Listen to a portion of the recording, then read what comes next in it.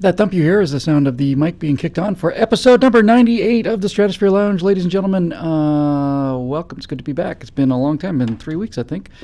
And, I decided to do something a little different this time. I decided to get here 2 hours early and get the questions done an hour and a half early, and then give myself an hour to get ready on the audio. And it took me a half an hour to get everything back to where all the presets should have been, because there's something spooky about the software. But actually, I don't want to make any promises, but this may be the least screwed up introduction we've ever had for this show. I'll tell you what's alarming about that. It tells me that it's really just a question of preparation and professional ethics, which is a much, much tougher thing to crack, frankly. I don't see any way that we're going to be making any serious changes in that regard. In any event, it's great to be back. It's Stratosphere Lounge number 98, 2 to go to the epic 100 episode. And as we were supposed to do it last week, I just got slammed a couple times. I did a speaking engagement in Atlanta.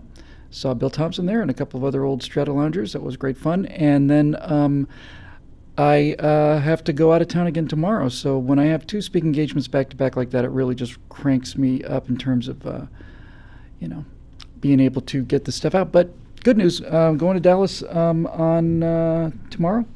And, hey, look at that. I'm making a complete mess of things. Look at this. Honestly, there we go. But, so I'll be in Dallas on Thursday at a private kind of a thing. And then we're going to be back in the shop. We'll get caught up on our time over targets. We've been doing about 2 a week because we're doing 5 a week. And we outran the questions. You may know Time Over Target is our members-only show, and we've done 75 of them. And we were doing one a day, and then we just blew through all the questions. So we're being a little bit more conserving our questions. But as we get more members in there, hopefully we'll get more questions and go back to doing one a day rather. Got a new speakeasy too. I had to resync the second act. We did 5 from the first act, and we shot 4 on the second. So I'll get that out as soon as I get back on the weekend. We should have that for the weekend, and then we're ready to rumble. Also, I have something kind of exciting I can't really talk about just yet because the deal's not closed yet. It's a personal thing, but you'll be involved with it. It's I tell you what it is. I was hoping I could show you some pictures. Probably not good to do that until I actually have the deal closed. But I think I'm going to be getting a new airplane on first week in July, maybe July 9th, second week of July. I couldn't believe it. I've had that beautiful Sky Arrow for 9 years now. It seems like 3 or 4. And it turns out I wasn't flying it as much as I wanted to, and I'd always thought it was because it was slow. Because it is slow. It's the slowest airplane ever made. It's slower than Christmas. And, doesn't have an airspeed indicator. It's got a calendar in there. And I thought, well, I've just flown it everywhere I can fly it. There's no way to go any further because I've been to all the local airports, and at 100 miles an hour, that's a pretty small little radius. I was in Palm Desert in the Sky Arrow about a month ago, and I was coming back through Banning Pass in the morning. And Banning Pass, as you may know, is what separates Palm Springs from Los Angeles. And LA is basically a 40-mile coastline, open coastline, winds coming in from the Pacific, and everything gets funneled in by the Santa Monica Mountains and the mountains to the south into a tiny little gap called Banning Pass. And at Banning Pass is where all of those thousands of windmills are, because there's always a solid wind blowing. And coming back towards the coast, you're flying into this giant Venturi. It's a big funnel where all the air coming in off the Pacific is funneled through this narrow little pass, about a mile wide. And makes the windmills blow, and it also blows an airplane backwards if you're going through that pass. And I was coming through that pass, and there's probably a 40-knot headwind, and my ground speed was about 42 knots, which is about maybe 55 miles an hour. I mean, when you're flying an airplane and you're going slower than the cars on the ground, it's time to think about something. So what I believe I'm going to be getting is a really, really sweet long easy. Everybody knows I've had the hots for the Viper Jet. The Viper Jet's $500,000 jet's probably $750,000 when it's all said and done. And I thought, well, I'll just wait till I get there, but it's going to be a while before I get there. And I found a really, really nice Long Easy that was an award winner a couple years ago. I don't know if he's on right now, but our friend James Redman, who's Bearcoot 13, a big Stratosphere Lounge viewer, and I consider James a personal friend. We haven't met yet. I've said this before. I'll say it again real quick. James has built an airplane called a Bearcoot. A Bearcoot is the top of the line thoroughbred Long Easy. For those of you who aren't aviation nuts, a Long Easy is an airplane designed by my personal friend, Burt Rutan. Never get tired of saying that. It's a pusher canard, which means the engine's in the back, propellers in the back. It pushes the plane forward, and instead of a conventional tail, it's got wings in the back with vertical rudders on the tips of the wings, and then up in front is a smaller wing called a Canard. And it's a brilliant design. It's an incredibly efficient design. The thing has a glide ratio of 22-1, which is probably better than the gliders that I learned to fly in. I mean, I flew a Grobe 103, which is a two-seat trainer glider, and if that might have been 40-1, maybe, come to think of it. In any event, superb glide performance, and it's pretty fast. And it's not just fast, it's quick. It's aerobatic quick. And quick in the roll, sensitive. And the idea of being able to go from point A to point B instead of, with a headwind, 60 miles an hour, a good Long Easy in an aggressive cruise, you're pushing 200 miles an hour. Make payments on it and off we go. I've been looking forward to it for a long time. I've been thinking about getting this airplane for about a month now. I've been serious about it for a month. And it's all I think about. I mean, I'm really, really, really excited about it. So going to have a big 5-hour pre-flight inspection and all the rest of it. And it's just, I'll show you the pictures of the individual airplane when I get the deal closed. But I think it'll be July 9th. Now, what's great about that is, even though I'll be back from my speaking engagements, and I don't think I'm going out again until September, I've been invited up to Coeur d'Alene, Idaho to spend the 4th of July weekend with Burt frickin' Rutan, which is something I never, ever get over. So I'll do that again for the 4th year in a row. Hey, there's James Redman in the comment section. Bill's going to be a Canardian. I'm going to be a Canardian. And the best thing about the Canardians are the free healthcare plan that they have. So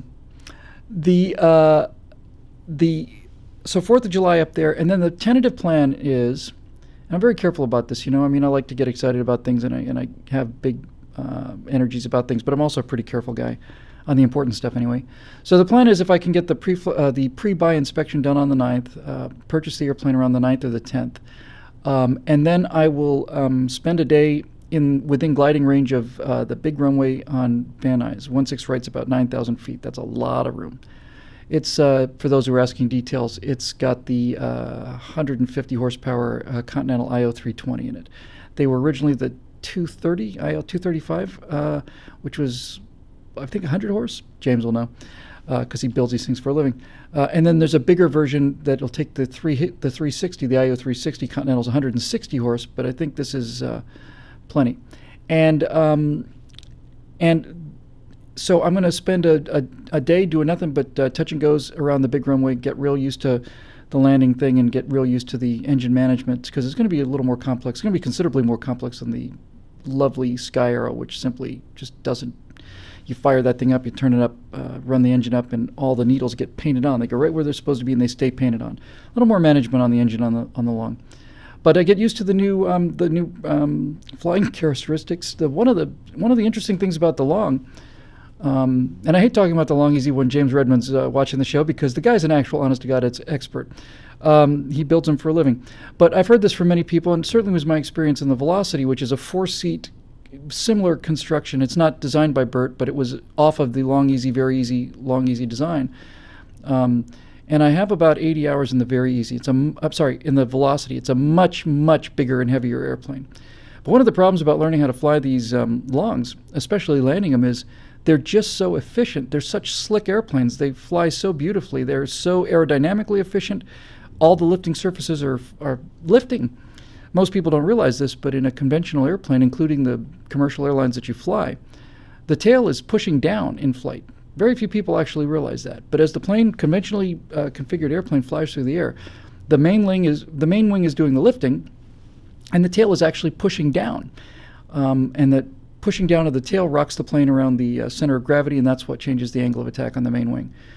Bert's one of the many brilliant design features of the Canard is that instead of having the tail pushing down with varying degrees of force to rotate the nose up or down, Bert decided, well, since we actually want to go up into the sky, how about if instead of having the main wing lifting and the tail pushing down, why don't we have everything lift? So what he did was in front of the center of gravity rather than behind it, he put a second little wing. And this little wing called the Canard increases or decreases its lift, and as it does that, it raises or lowers the pitch on the nose. Raising or lowering the pitch on the nose changes the angle of attack of the main wing, and that determines not only how much lift you get, but how fast you fly. Beautiful thing about a Canard, by the way, is that if it's configured correctly, and they are, in a traditional airplane, you can push down hard enough on the tail so that the main wing gets a higher and higher angle of attack, and when it reaches a certain angle of attack, which depends on airspeed and weight and all the rest of it, the laminar flow over the wing that produces lift just departs, it goes away. It doesn't slowly decrease, it just, the angle of attack increases, the lift increases, and then suddenly the air says, you know what, screw it, we're out of here, and it detaches from the wing, and you go from having an airplane to a 2,000-pound piece of plastic and iron that's heading down to the ground as if you'd cut it into little pieces. It's not an airplane anymore because it's not flying because the wing's not working anymore. So that's called an aerodynamic stall. Now, the beautiful thing about the Canard design, in addition to the fact that everything's going up, nothing's pushing down, all the forces are going up. So that's efficient. But the nice thing about the Canard is, with that little wing in the front, it's configured in such a way that as you raise the angle of attack and keep raising it, as you approach the stall, the little wing up front will stall first. And as that little wing up front, as the Canard stalls, it drops. But the main wing never stalls. The main wing keeps flying. You're still in the game the whole time. When the Canard stalls, it lowers the nose, and as the plane lowers the nose, it accelerates, and the laminar flow lift over the main wing stays constant. It's a pretty fair statement to say that you cannot stall a Canard, but the problem about making something idiot-proof is they always come up with a better idiot. With that said, it's very safe in that regard, and I'm really, really, really, really, really looking forward to it. Back to the Bearcoot just for a second. The Bearcoot was made by a guy named Dave Ronneberg here in Santa Monica, right across from Van Nuys, where I used to have a plane, very close to where I used to live. Dave Ronneberg took a look at the Long Easy design and decided he could make a few improvements. The primary one is the retractable main gear. Problem with Long Easies is they have their main gear down.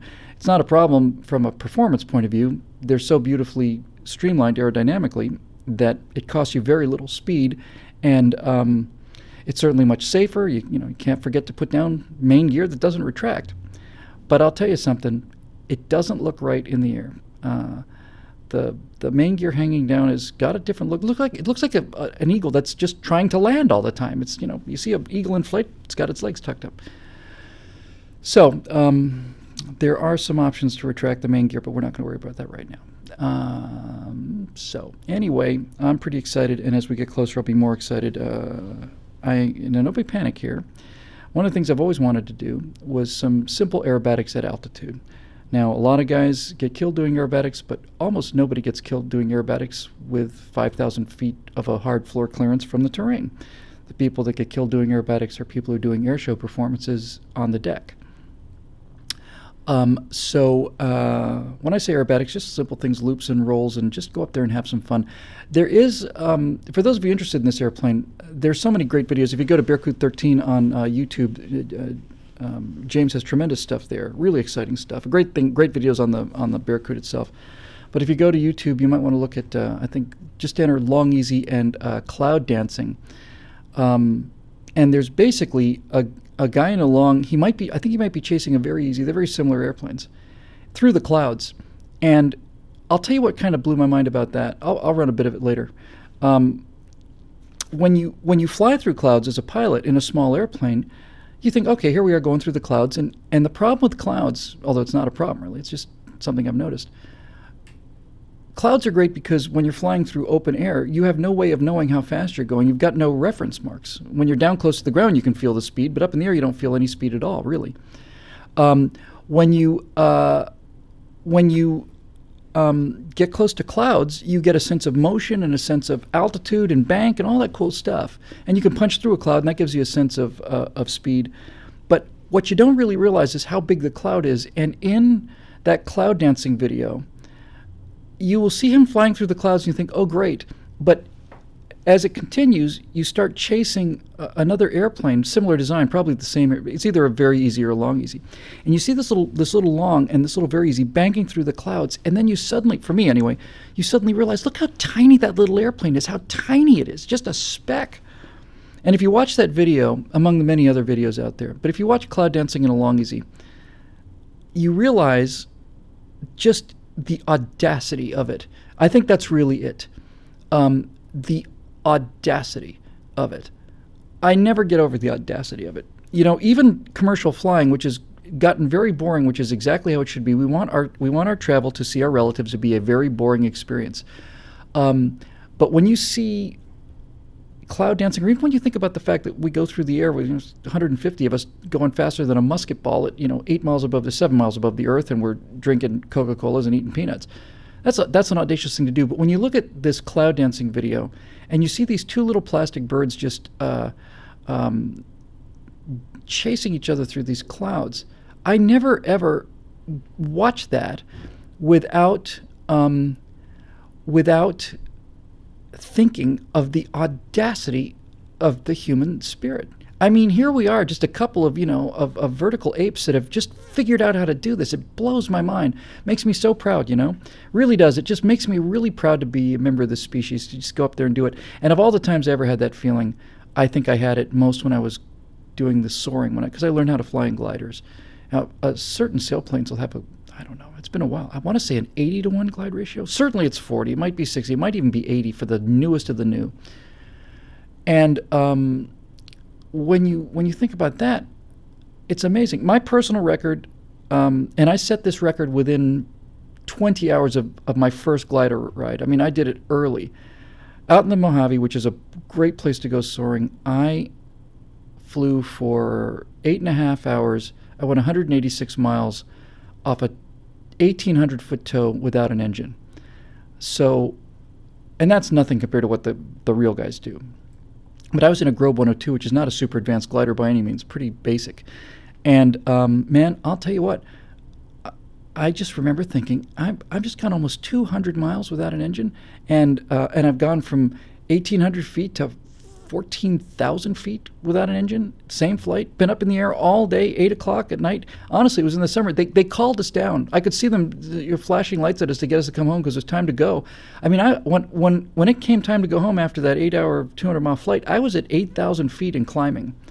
So, there's a lot to be said for human ingenuity. And I'll tell you one thing I want to do. I want to do a show on the Wright Brothers because I just read an autobiography of the Wright Brothers, a really good one. And they don't get nearly enough credit. And I've become completely fascinated by Wilbur. I mean, obviously the two brothers did it together. And I don't mean to minimize Orville in any way. But Wilbur, it seems to me, just in this reading of this one autobiography, Wilbur was the driving force. And Wilbur, I have a really neat little Singularity post I'll put up about this. Wilbur was almost comically American. He had a quote I like very much, and I'll get it a little bit wrong, but it's pretty close to this. You know what? Let me just see. I might have it. Let me just see if I have it right in front of me here, because I would like to get this exactly right. I know I sent it to myself not too long ago. See if I can find it. Wilbur was being interviewed well after all of his fame and success, and when he was one of the most famous men in the world and one of the most successful men in the world. A reporter asked him if what young people should do in order to achieve the kind of things that Wilbur achieved. And this is what Wilbur said. This is so typical of him, and it's what I like so much about him and what I like about Americans. When asked what his secret to his success was and how he would advise young people, Wilbur Wright said, if I were giving a young man advice as to how he might succeed in life, I would say to him, pick out a good father and mother and begin life in Ohio. Yeah, that's it. And that's really what it took. It took a good father and a good mother and life in Ohio. And I really will do at least a Stratosphere Lounge on the Wrights because they're the perfect example of everything I like, and they're also a perfect example of the difference between government and private effort. The government was spending huge sums of money, $100,000, enormous sum of money in 1903, on Langley, who was the director of the Smithsonian Institute. And Langley had built this unflyable contraption that was just to look at was absurd, called the Aerodrome. And he managed to find an Army guy to sit in it, and they launched it off of a houseboat. And it didn't even glide. It went kerplunk, splash into the water. And that was with the big government and the big spending and the big money, and he was the acknowledged expert, and he had all of the giant program going, and all of the. Meanwhile, these two guys using their own money, their own talent, their own time, out in Kitty Hawk in the middle of nowhere, figured out how to do it. And that story deserves some time. Anyway, that's it for our little opening statement. So I'll have some pictures for you coming up, and you're going to be seeing a lot more flying from me, a lot more flying videos from me. I'll tell you one other thing that's going to have to happen too, and I'll get onto this show for tonight. When I was a young man flying gliders, I had worn a parachute. The reason I would wear a parachute in a glider, single-seat glider, is because the risk from a mid-air collision was substantially greater than it would be otherwise. On a busy day out in the Mojave, James points out that they also built the plane in the right direction because the Wright Flyer was in fact a Canard. That was the original design. Lifting surface in the front, controlling the pitch, and engine with propellers pushing backwards. So we're kind of going back to the future with the Canard thing here. Anyway, in a thermal, if you've got a bunch of gliders and you've got a thermal, it's like hawks in a thermal. You've seen hawks circling, and a thermal's just a bubble of rising air. And there were, over crystal soaring in the Mojave, you might find yourself in a thermal, sharing a thermal with 789 gliders, and I have seen photographs of 30, 40 gliders in a thermal. Yeah, you don't want to run into one of those, and if you do, it'd be nice to have a second way out. But the point is, I did a time over target about this. I've never gone skydiving. I've always been afraid to go skydiving. That's just the truth. I've just been afraid of it because I don't, because I can land the airplane, right? I mean, there's no reason for me to jump out of this airplane because I land it if I have to. But I'm going to put a parachute in on the long easy, especially if I'm going to be doing some basic aerobatics. And I feel better about having a parachute.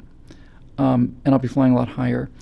And I realize that's probably not something you want to figure out for the first time in an emergency. So it looks like I'll be going down to Lake Elsinore or something and doing a little skydiving. And the fact that it frightens me is actually really appealing. It just means I'm going to have to go out there and tough it out. I think I'll do a lot better than I expect. I'm usually pretty good about that kind of mental discipline. Just get in there and say, all right, here we go.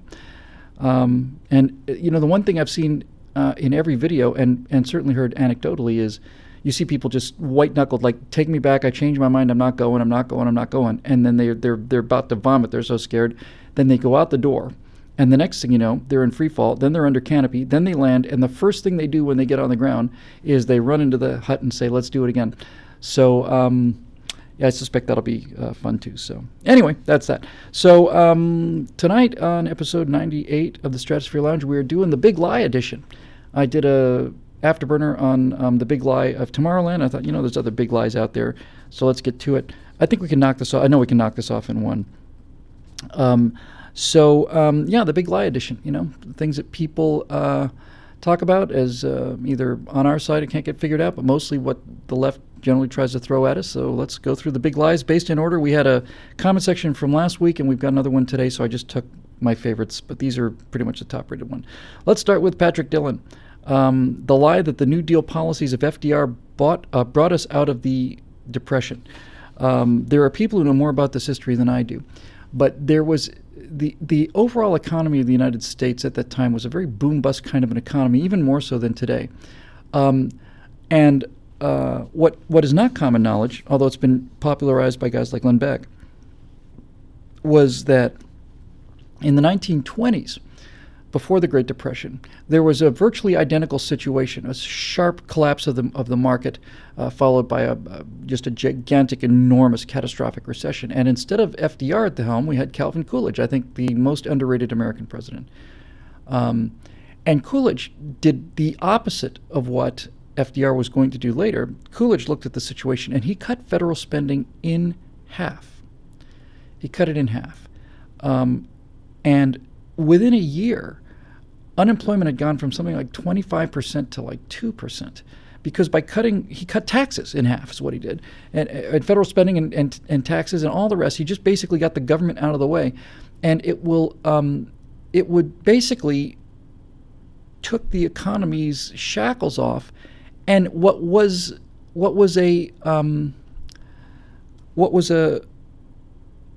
basically a 2-year recession, and it was pretty much over. When the same thing happened to FDR a decade later, he did the exact opposite. He basically got the government involved in everything with these public works programs. So they're taxing people to take money from businesses and send it to Washington so they could spend it on the alphabet soups of the WGA and all these other different things, and businesses have their hands tied, and so nobody's hiring, and it took it into a 11-year depression. It's just simply obvious. It's not like we don't know, and it's not like we only know half of the story. It's like, well, we tried one thing, we don't know what the other half was. We tried one thing, it was an out-of-the-park success. We tried the other thing, it's the greatest economic catastrophe in world history, in American history, in world history, yes. The Great Depression. And it was a result of all of this kind of idea of government controlling things. When Roosevelt started with this whole thing, we just had to scramble to make jobs, and the money we took to make the jobs could have gone to making actual jobs that paid and created new wealth and then made profits, and then the economy would have grown. But no, we got people out there shoveling, roadbeds to put in a railroad or something that we didn't really need. And it's an astonishing thing. So no, he did not get us out of the Depression. How can you say that? I mean, it took 9 years to get out of the Depression. Even if you're claiming it as a win, that's to suggest that we would have had, what would it have been otherwise, a 25-year depression? That's ridiculous. By the way, it's an interesting thing to come back to, because I just had this connection in my head. I never thought of it this way before. But this is an interesting thing to think about. This will make sense to pilots, and maybe non-pilots will get where I'm going with this. We talked earlier about a stall, an aerodynamic stall, where you pull back enough on the stick or on the control yoke, and you're basically raising the nose so much that finally the angle of attack is so high that the plane stops flying and the laminar flow departs and the plane plummets down to the ground. But the thing that nobody understands about a stall, certainly in modern airplanes, is that an airplane can't get into a stall unless you command it to be in a stall, and once it's in a stall, it will fly itself right out of the stall unless you have this death grip on the stick. In other words, if you want to recover from a stall in a conventional trainer like a Cessna 172, you have to work to keep that airplane in a stall. You have to have your hands on the controls and really force it back. Once it gets into a stall, if you just let go of everything, the plane will just come right out of the stall. There'll be a phugoid kind of a thing, and after a couple of oscillations, you'll be flying just fine. The only way you can stall an airplane into the ground and kill yourself is if you continue to pull back on this stick and keep it stalled.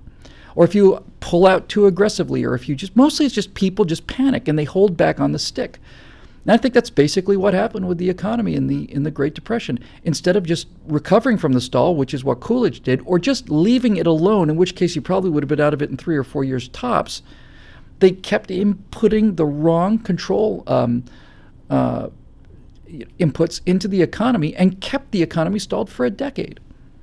The similar situation happened with that Air France flight. I did an afterburner about this called Into the Sea. That Air France flight that disappeared over the South Atlantic was caused by something that's I simply can't believe it happened. The Airbus aircraft is designed in such a way, I can't believe I said that. I think I might have said this very recently too. It's designed in such a way that if the pilot is commanding the plane to dive and the co-pilot is commanding the plane to climb, then the airplane averages them both out. We'll just stay level. It's insane. I mean, think about that from an avoidance point of view. Let's say you're flying through the clouds and you see a mountain up ahead, and you turn to your co-pilot and say, "What's that mountain goat doing up here in the clouds?" Well, if the pilot says, "My God, let's turn left," and the co-pilot says, "My God, let's turn right," the plane just flies straight ahead. It's madness. But That airplane was a perfectly healthy Airbus A321, I want to say, and they flew it into the ocean because the airplane was not allowed to recover and was not allowed to fly away. They kept it in a stall the whole time. I think that's exactly what happened with the Great Depression. And people know more about the details of this than I do, but to me it's pretty clear. Coolidge said, hey, you know what? Put the nose down. Let's get some speed back up here. If they just left it alone, it would have been a 4-year thing. Coolidge's plan made it a 2-year thing, and Roosevelt's got the stick all the way back for 11 years and just basically stalls the thing into the ground. And finally, the war spending was so great that even the socialist policies of FDR couldn't keep it in the ground. Yeah, that's what I think anyway. I had the virtually exact same question from both Zachariah Tiemens and Al Oconson. And the question is, where are the definitive imperial numbers regarding the infamous Republicans and Democrats switch sides lie? I talked about this in Atlanta last week as I did a whole kind of a grand tour of progressivism. Here's the short form. Liberals will tell you that they're the tolerant ones and that Republicans are racist. And unfortunately for them, there are surviving records from the last century and the century before that. They haven't managed to eliminate all of those records yet. There are, in fact, surviving records. And what these records tell us is this. In 1856, the Republican Party was founded with John Fremont as the candidate for president. They were called the Black Republican Party. It was a slur. That's what the Democrats called the Republicans. Black Republican Party, because the Republican Party was based on the abolition movement. It was designed to help black Americans and free the slaves and help keep them free in the northern territories. In the next election cycle, in 1860, Abraham Lincoln, the Republican candidate, won the election. And when Lincoln won the election, the 7 states of the Deep South, the original 7 states of the Confederacy, there were 4 more that were border states, but the 7 states of the Deep South were out of the Union before Lincoln took office. So think about that. Before Lincoln took office, the 7 states of the Confederacy were out of the Union. This idea that Lincoln forced them out of the Union, they were gone before he ever was sworn in. And he was gone, they were gone before he was sworn in because the southern states knew that the election of a Republican president meant the end of slavery in America. In 1864, with the Civil War or the War of Northern Aggression, depending on your point of view, still blazing away, the Democrats nominated George McClellan, former Army of the Potomac general and a brilliant organizer and a moral coward as far as actual using the Army. He'd done so much to train. McClellan was the Democratic candidate, and McClellan basically, and the Democrats had a policy of the Constitution as it is and the Union as it was, which basically meant, hey, you know what, Confederacy, let's just call the whole thing off. Let's just say that it never happened. Come on back into the Union and bring your slaves with you. That was the Democratic policy in 1864. Bring your slaves back, and we'll just say it's a do-over. After the war, it was the Democrats, guys like Nathan Bedford Forrest in the South, who started the Ku Klux Klan. And in the years after the Ku Klux Klan, it was the Democrats in the South who wrote all the Jim Crow laws. They're all Democrats. And when you look at all the pictures of those protesters turning fire hoses and attack dogs on black kids trying to go to college, they were all done by Democrats. It was George Wallace and Lester Maddox and Bull Connor, all Democrats, all of them. And when you present this to the Democrats and progressives of today, they're confronted with the fact that Martin Luther King was a Republican. Frederick Douglass said that the Republican Party was the bedrock upon which the future of the black race was based. It's kind of embarrassing for them. So what they've done, what the progressives has done, is they've created this little piece of fiction, which is that's when the teams switch sides. Now you just think about this for a minute. The teams switch sides. They have to say ridiculous things like this because they can't live with their own history. Their own history is appalling and barbaric. So they'd say the teams switch sides. That's not a memo I ever got. And it's an absurd thing to say. It's a ridiculous thing to say. It's like saying we're winning at 72-0 at halftime, and we're going to go into the locker rooms, and we're going to change jerseys with the other team so that the Democrats can say, see, we're really the guys who really won the game after all. We were just wearing the wrong kind of jerseys. No, that's not what happened. What happened was, and if you want to argue with progressives about this, you have to use the actual quote. So I hope everybody's sitting down because I'm going to tell you what actually happened here. What happened was LBJ, the great progressive president, the father of the Great Society, the guy who launched the war on poverty, looked at the failure of the Democrats in their own base, the failure of the racist Democrats in the South. The Republicans were making gains in the South, and LBJ said, you know what, we've got to do something. And what LBJ, they switched sides all right, but it wasn't the way that they think about it. It wasn't like the Republicans and the Democrats switched constituents. What switched sides was the Democrats switched their strategy. The Democrats switched from being racists, who invented KKK and Jim Crow and all the marriage laws that are involved with gay marriage, or concatenation laws designed by Democrats to prevent black people from marrying white people. The Democrats came up with all this stuff, and to say they switched sides, they want to tell you that the Republicans became the Democrats and the Democrats became the Republicans, and all the racists went from the Democratic Party to the Republican Party. Now we're not the racists. No, the Democrats switched sides, all right. They didn't switch sides. They switched strategies. And what they did was, they said, you know what, without the black vote, we're never going to win again. We're a Southern party. And the Democrats decided to go from oppressing black people to buying their votes. And the operational quote here from that great progressive president, that magnificent Democratic champion of the little guy, was LBJ, who said, quote, I'm going to have those niggers voting Democrat for the next 200 years, unquote. To make you flinch to hear that? It should make you flinch to hear that, because that's what they thought, and that's what they did. That's what they did. They went from oppressing black people to buying their vote. And they started all these giant social programs and started putting in all these other entitlement programs and welfare and all this other stuff. And it was a success. It was a success. Nowadays, if the Democrats don't carry 80 to 90% of the black vote, they never win a national election again. So the question is, has this been good for black people? Well, what do you think? Do you think black America is in better shape than it was in 1964? Because I don't. And if you really want to pound this point home, Zachariah and Aloe, you need to go back even further. I talked about this this last weekend in Atlanta. I think the greatest tragedy in American history is not the Civil War, because the Civil War was fought to atone for a terrible sin. I think the greatest tragedy in American history happened after the Civil War and before LBJ. I think it happened at the beginning of the 20th century. And nobody talks about this, and of course they don't, because if you talk about this, then you will win this argument every time against these horrible racists and their bigotry of low standards. The great American tragedy in my mind, the single greatest American tragedy in my mind, was what happened in the great debate about the future of the black race in America in the years following the Civil War. And the great debate took place among two champions. Two gladiators went to bat here. They were both black gladiators, both African Americans in the world 20, 30, 40 years after the Civil War ended.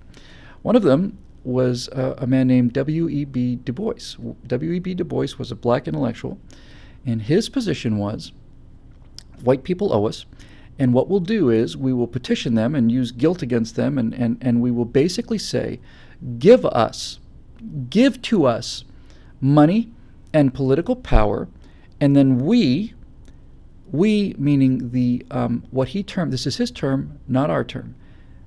W.E. Du Bois said to white America, give us some money, give us some power, and we, the talented 10th, that's the term he used, the talented 10th, will distribute and administer this upon the rest of black America and raise them up out of their condition of ignorance and servility. The talented 10th. What he basically meant was the black elite would do all the lifting, so give us all the money and all the power, and that was W.E.B. Du Bois's position. Now, standing up opposite him was, I think, the greatest unsung American in our history, and that man's name was Booker T. Washington. Booker T. Washington had the precise opposite position. Booker T. Washington basically said, if they give it to us, we haven't earned it. If they give it to us, they'll resent us. And if they give it to us, they will not respect us. Booker T. Washington's theory was pretty clear. Booker T. Washington said, we are the descendants of slaves. The children of slaves, and slaves, the former slaves, are going to have to go back, in many cases, back to the very plantation they just were liberated from, and go back and work as farmers. Booker T. Washington said, This generation is going to have to work as farmers so that their children can become mechanics and so that their children can become doctors. And what Booker T. Washington said was, we cannot expect any respect or any equality if it is given to us. We're going to have to work for it and we're going to have to earn it. Booker T. Washington said Black America is going to have to develop its own economy. We're going to have to develop our own source of revenue. We're going to have to be farmers and mechanics and all of these things. And we're not going to come knocking at the door with our hat in our hand. We're going to come in as equals with money, and we're going to buy the things that we need, and we're going to show white America that we can compete with them in exactly the same level. It's going to take 3 generations, but we'll get there. Booker T. Washington had this theory. And Booker T. Washington didn't just have a theory, and this is why this argument is so important, because it's not about theory. It's not about theory. It's not about, gee, they could have done this, because racists can say, no, they never could have done it. If you're a racist, you think, well, Booker T. Washington says they're going to come in on the same level as white people, racists, and there were a lot of them in the country, and they're all Democrats, because Republicans were founded to make black people equal. But the racist Democrats would have said, you know what? No, you can say all you want to, Booker T. Washington, but blacks are inferior. We all know it. Well, Booker T. Washington didn't want to have his word taken, so basically Booker T. Washington raises some money, and he starts something called the Tuskegee Institute, a little school in Alabama. You know what's remarkable about the Tuskegee Institute? The Tuskegee Institute demanded from black students, from black Americans, that they would not only have to perform to the standards of white Americans, they'd have to do better. And he told them why they'd have to do better. He said, it may not seem fair to you, but that's not about fair. We will not be accepted in this society until we show these people we're not only as good as they are, but we're better when we put our mind to it. And that was his attitude at the Tuskegee Institute. And imagine your surprise and mine when you find out that black students at the Tuskegee Institute had higher test scores than the white average, and not only higher test scores, they had higher legitimacy rates. They had higher rates of marriage, more within marriage births than the white population. They weren't just smarter students, they were better people by every measure of the term. They were more moral people, they were more religious, they had stronger families, not weaker ones. And when finally the Tuskegee Institute gets involved in World War II, we get the Tuskegee Airmen, which was a fighter squadron with substandard equipment at the beginning of the war, substandard training throughout the war, probably substandard pay. And the Tuskegee Airmen, the Red Tails, never lost a bomber, escorting a bomber, never once. And what's profound about that is this. You could have said to white Americans, you are going to have to respect these black pilots who are flying off of your wing. And white pilots who were racist would have said, you know what? We're not respecting anybody. That's not how it happened. The Tuskegee Airmen never lost a bomber. They were so superb as fighter pilots that the white pilots who they were escorting had to respect them because they were coming home to their wives and children because of these black warriors out there. That's how you earn respect. And that's exactly how they earned respect in the Civil War with the 54th Massachusetts. The 54th Massachusetts was an abolitionist regiment formed of free blacks in Massachusetts. It went to fight in the Civil War. Not only we know how the Confederates felt about black soldiers and black people in general, but the Union soldiers thought that black soldiers were inferior. And if you've seen Glory, it's an amazing movie. What you find is the 54th Massachusetts went and stormed Battery Wagner in South Carolina, I want to say. And when those black soldiers marched past their white Union counterparts, they were sneered and jeered at and called monkeys and all the rest. And then they went out there and then they did the exact same heroic bleeding and dying and fighting that the white soldiers did. And when that battle was over and everybody came back blooded, and many of them didn't come back, including the commander of that regiment, whose name not Strong Vincent, whatever. I'll get it in a minute. Somebody will tell me. It's a young guy. It's right on the Robert. It'll come to me. Anyway, when that battle was over, the white soldiers who watched these black men go into battle on both sides, the Confederate side and the Union side, said these are not animals and these are not savages. These are heroic men, and they fight and take bullets just as good as white people. The most poignant comment in the entire Civil War for me by far was written by a Southern racist slaveholder Firebrand, one of these guys who started the war. And we were getting towards the end of the Civil War. It was 1864, maybe even 1865, and things were so desperate for the Confederacy. The Confederacy was absolutely out of manpower. They lowered the age, they raised the conscription age, and they were out of people. The North still had millions and millions and millions of college students rowing, for Harvard, and they never got called up. But the South was out of men. And so there was serious consideration in the South, supported by Robert E. Lee, I think, later anyway, to arm slaves and maybe even make them free as a condition of their serving in the Confederate armies. And this Confederate member of the Confederate Congress, this racist politician, said, this is the most profound quote of the war in my opinion. He said, if blacks make good soldiers, then our entire theory of slavery is wrong. In other words, if it turns out that these slaves of ours go out there and can think and can act tactically, that they can take a look at Robert Gould Shaw, thank you, Commander 54, thanks, Lord Teo. If black soldiers can use tactics and strategy, if they have the courage and the heroism necessary to go out and storm these positions, if they can think about something other than themselves, fight for their future, all of these things, if black soldiers do that, this Confederate said, then our entire theory of slavery is wrong. We shouldn't have a Confederacy in the first place. That is a profound, profound, profound observation. And sure enough, blacks did make good soldiers, and sure enough, their entire theory of slavery was wrong. So this business about Republicans and Democrats switching sides is not true. What switched was the Democrats went from oppressing black people to owning them as slaves by buying their vote. Democratic Party is the largest slaveholding organization in the world today. There are, 20 million, 30, 40 million black Americans in slavery held by the Democratic Party. They're given free food, free housing, free accommodations, some stipend for their rent and a little bit of spending money. They're given cheap phones, and all they have to do is work for 1 or 2 hours every 2 years. They're on a vote plantation. And the great, great, great, great tragedy of American history was that black America followed the path, the easy path, the seductive easy path of W.E.B. Du Bois, and didn't take the hard road of Booker T. Washington that would have brought them into society as equals. Not in our eyes, in their own eyes. In their own eyes. They would have achieved things because Booker T. Washington wouldn't let them achieve less. Respect is not given. You have to earn it.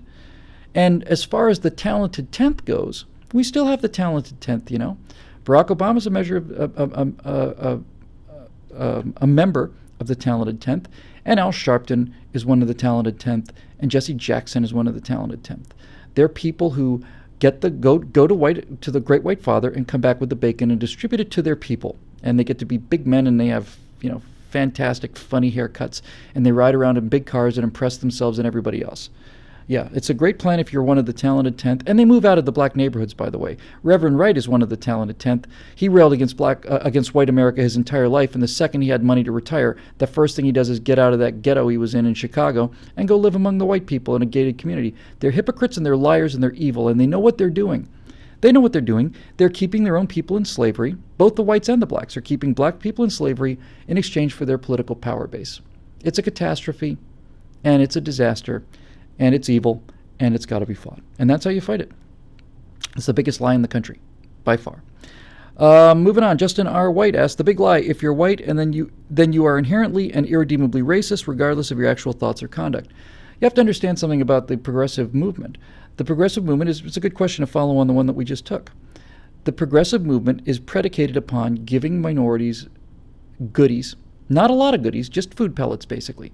So if you're going to buy the votes of black America, if you're a Democrat and decided that you're going to follow this W.E.B. Du Bois way of dealing with black Americans as inferior, if you're basically going to bribe black America, because that's what we're doing now, we're bribing the people who live in these inner cities, and we say, listen, keep the violence internal. We can't stop you from killing each other. We don't really care. That's the attitude of the Democrats that run these big cities. We don't really care if you kill each other. Just don't shoot up malls and don't come into the taxpayers' neighborhoods. And in exchange for this, there will be a regular stipend deposited into your account. Your little ATM card will get recharged every month, and you may get a crappy piece of junk Obama phone once every 4 years, and we'll give you just enough money for your rent, just enough money for crappy food, just enough money for bus passes. That's the deal. But you got to understand, if you're going to pay for this, you've got to take it from somebody else. And the way you take it from somebody else is you guilt them into shutting up. You basically, the reason that white people are demonized by the left, that every white person is a racist, is because they're about to steal from you. And when they come to steal from you, they can't just come and say, hey, we're here to steal your stuff, right? What they have to do is they have to say, this isn't stealing, this is justice. You have benefited from slavery. Yes, you, in 2015, you are benefiting from what your great-great-great-great-great-great-great-grandfather may have done. Fact of the matter is, most white people in this country came in after the Civil War. Most of the white people in this country came in the big wave of immigration after the Civil War. And of those that were here before the Civil War, only a small percentage of the total American population lived in the South, and the number of slaveholders in the Confederacy was a very small number of the Confederacy. Most people don't realize that either. They think everybody that fought in the Civil War on the side of the Confederacy had slaves. That's ridiculous. It was a product of large landowners. And the final irony here, in terms of this giant you owe us stuff, is it is true that slaves built a part of the U.S. economy. And what slaves built was the plantation system. And the plantation system was destroyed at the end of the Civil War. The minute the Civil War was over, there was nothing left in the country that was built by slaves. That's not to say nothing was built by black people, but nothing was built by slaves because the plantation system was destroyed with the Civil War. Black Americans began the big migration out of the South up to the northern cities into Chicago, Baltimore, New York, all the rest, Detroit. And black Americans played a part in building the industrial era economy. They were working in factories just like white Americans. They were about 10% of the population. That was about their contribution. And there you go. But if you're going to steal money from somebody, you can't come up to them and say, hey, I'm about to rob you. What we're going to do is we're going to say, you're an awful person. Me? Yeah. What did I do? It's not what you did. It's what your great-great-great-great-great-great-great-great-grandfather may have done. 6 generations, 7, I don't know what the number is. The point is, it's irrelevant. I'm not responsible for what my dad did, let alone what my great-great-great-great-great-great-grandfather did. No, I didn't do it. I'm not responsible for it, and you're not going to make me feel guilty about it either. Because when black people were working on plantations in south part of the Confederacy, that was horrible. It was horrible. My ancestors were either working in mills in Lancashire, England, from six days a week from dawn till dusk, cotton carding for just aligning cotton fibers, from sunup to sundown, and dying at 30. Or they were working in coal mines and dying at 20. So it wasn't exactly cushy everywhere, you know. And this is it. So that's why you have to be a racist, Justin. Justin R. White, by the way. We know what's going on here, Mr. White. You have to be demonized because we're about to rob from you. And we can't call it stealing. We have to call it social justice. Therefore, you have to be a bad guy. Any questions? Lee McCarthy has a question. The big lie, Han shot first.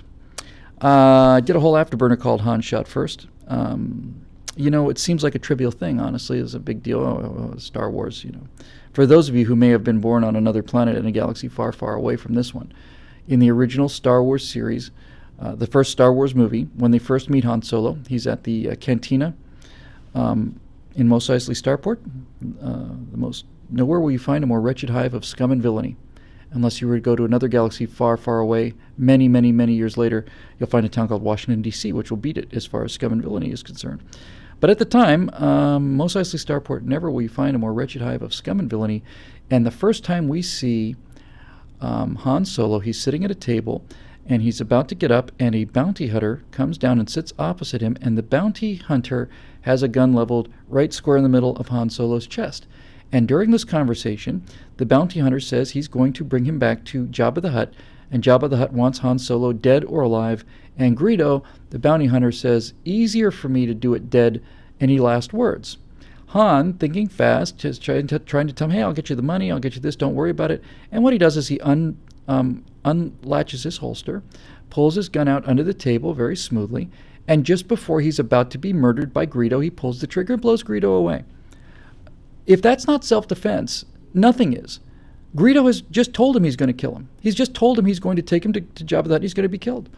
And Han Solo, reasonably enough, in my opinion, decides rather than just being a good progressive victim and not owning a gun and not, perpetuating the cycle of violence, the smart thing to do, really, certainly the good thing to do, is to sit down and look at that smoking hole in your chest, fall down to the ground, and have them draw a chalk outline about you, because then you're a victim, and even though you may be dead, that's certainly the highest calling that a progressive can have is, you're a victim.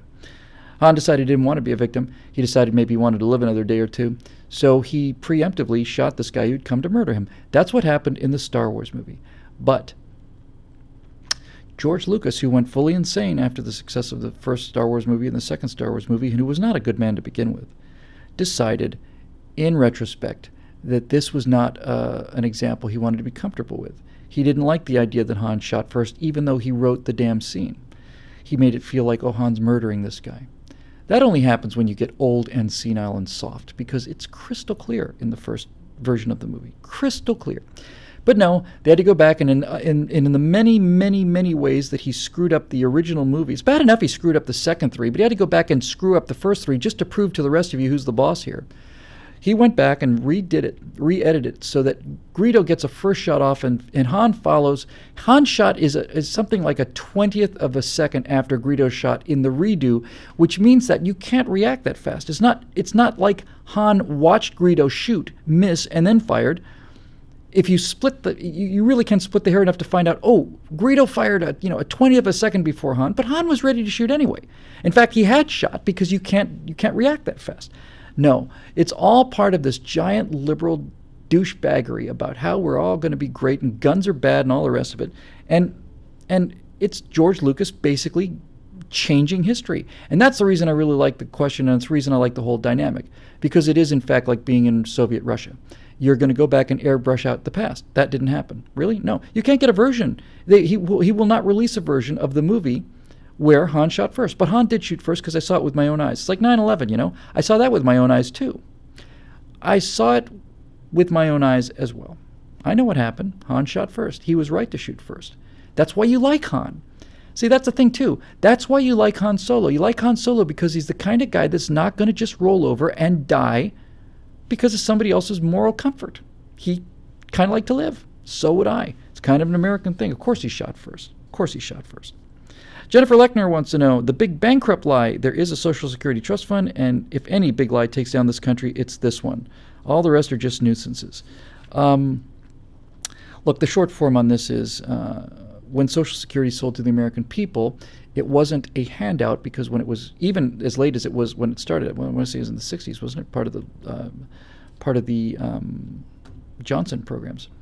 But when Social Security was introduced, I want to say it was 64, 66, somewhere in there, America was a lot more conservative than it was then, and Americans weren't looking for a handout. And the way Social Security was sold was, it was said, look, we're not taxing you and then giving you benefits. It's a retirement program. You're basically paying into a fund. And that was the belief for decades, that this Social Security check that I'm going to get at the end of my life is not a government handout. It's in fact money that the government took from me. It's my money. They took it. They've been holding it. And that's how it was sold. So imagine what happened. And imagine what happened in the world of American politics, especially in progressive politics. But it's not fair to blame it just on them, because Republicans have been in power both in the Congress and in the White House on and off during the entire time the chicanery's gone on. So they're just as guilty as anybody else. What happened is you start collecting money from people. You got a big base. Everybody's paying in. Very few people are receiving payments. A lot of workers, high birth rate, young people coming in much faster than old people are retiring. So you have a giant pot of cash, billions and then trillions of dollars. I'm told it was starting in 1934. I'm not sure it was ratified that early, but in any event, Brad Hope said it started earlier. Whatever the start date, doesn't really matter. Because as it took in money into this account, which was the account that you're going to pay into and then be paid back out of, it's just a holding account. You have a big pot of money sitting there. And a big pot of money is not something that politicians have the power to resist. It's the precious, right? A big pot of money is the precious. It allows them to be big men and big women now, and to show up in the neighborhoods and bring home the bacon and hand out the largesse and buy some more votes so they can get reelected and ride in the big airplanes and ride in limousines and be called my good friend, the great gentleman from the honorable gentleman from the great state of this. Hillary Clinton hasn't driven a car in 20 years. You know why? It's because she works for the government. She doesn't have to drive a car. She has people to do that. And so what they realized was, well, here's a big pot of money that's doing no good other than simply, making interest and being held in trust in terms of living up to our promises, but that doesn't mean anything to these people. So they went in, they saw this big pot of money, and they started spending it. And then they spent all the big pot of money. And now the big pot of money's gone. And now as more and more people who've been paying into that big pot of money for 30 years say, I want my money, well, it's not here anymore. Well, what are we going to do? Well, we're going to print more money to make up for the big pot of money that we spent on stuff other than what we were supposed to spend it on.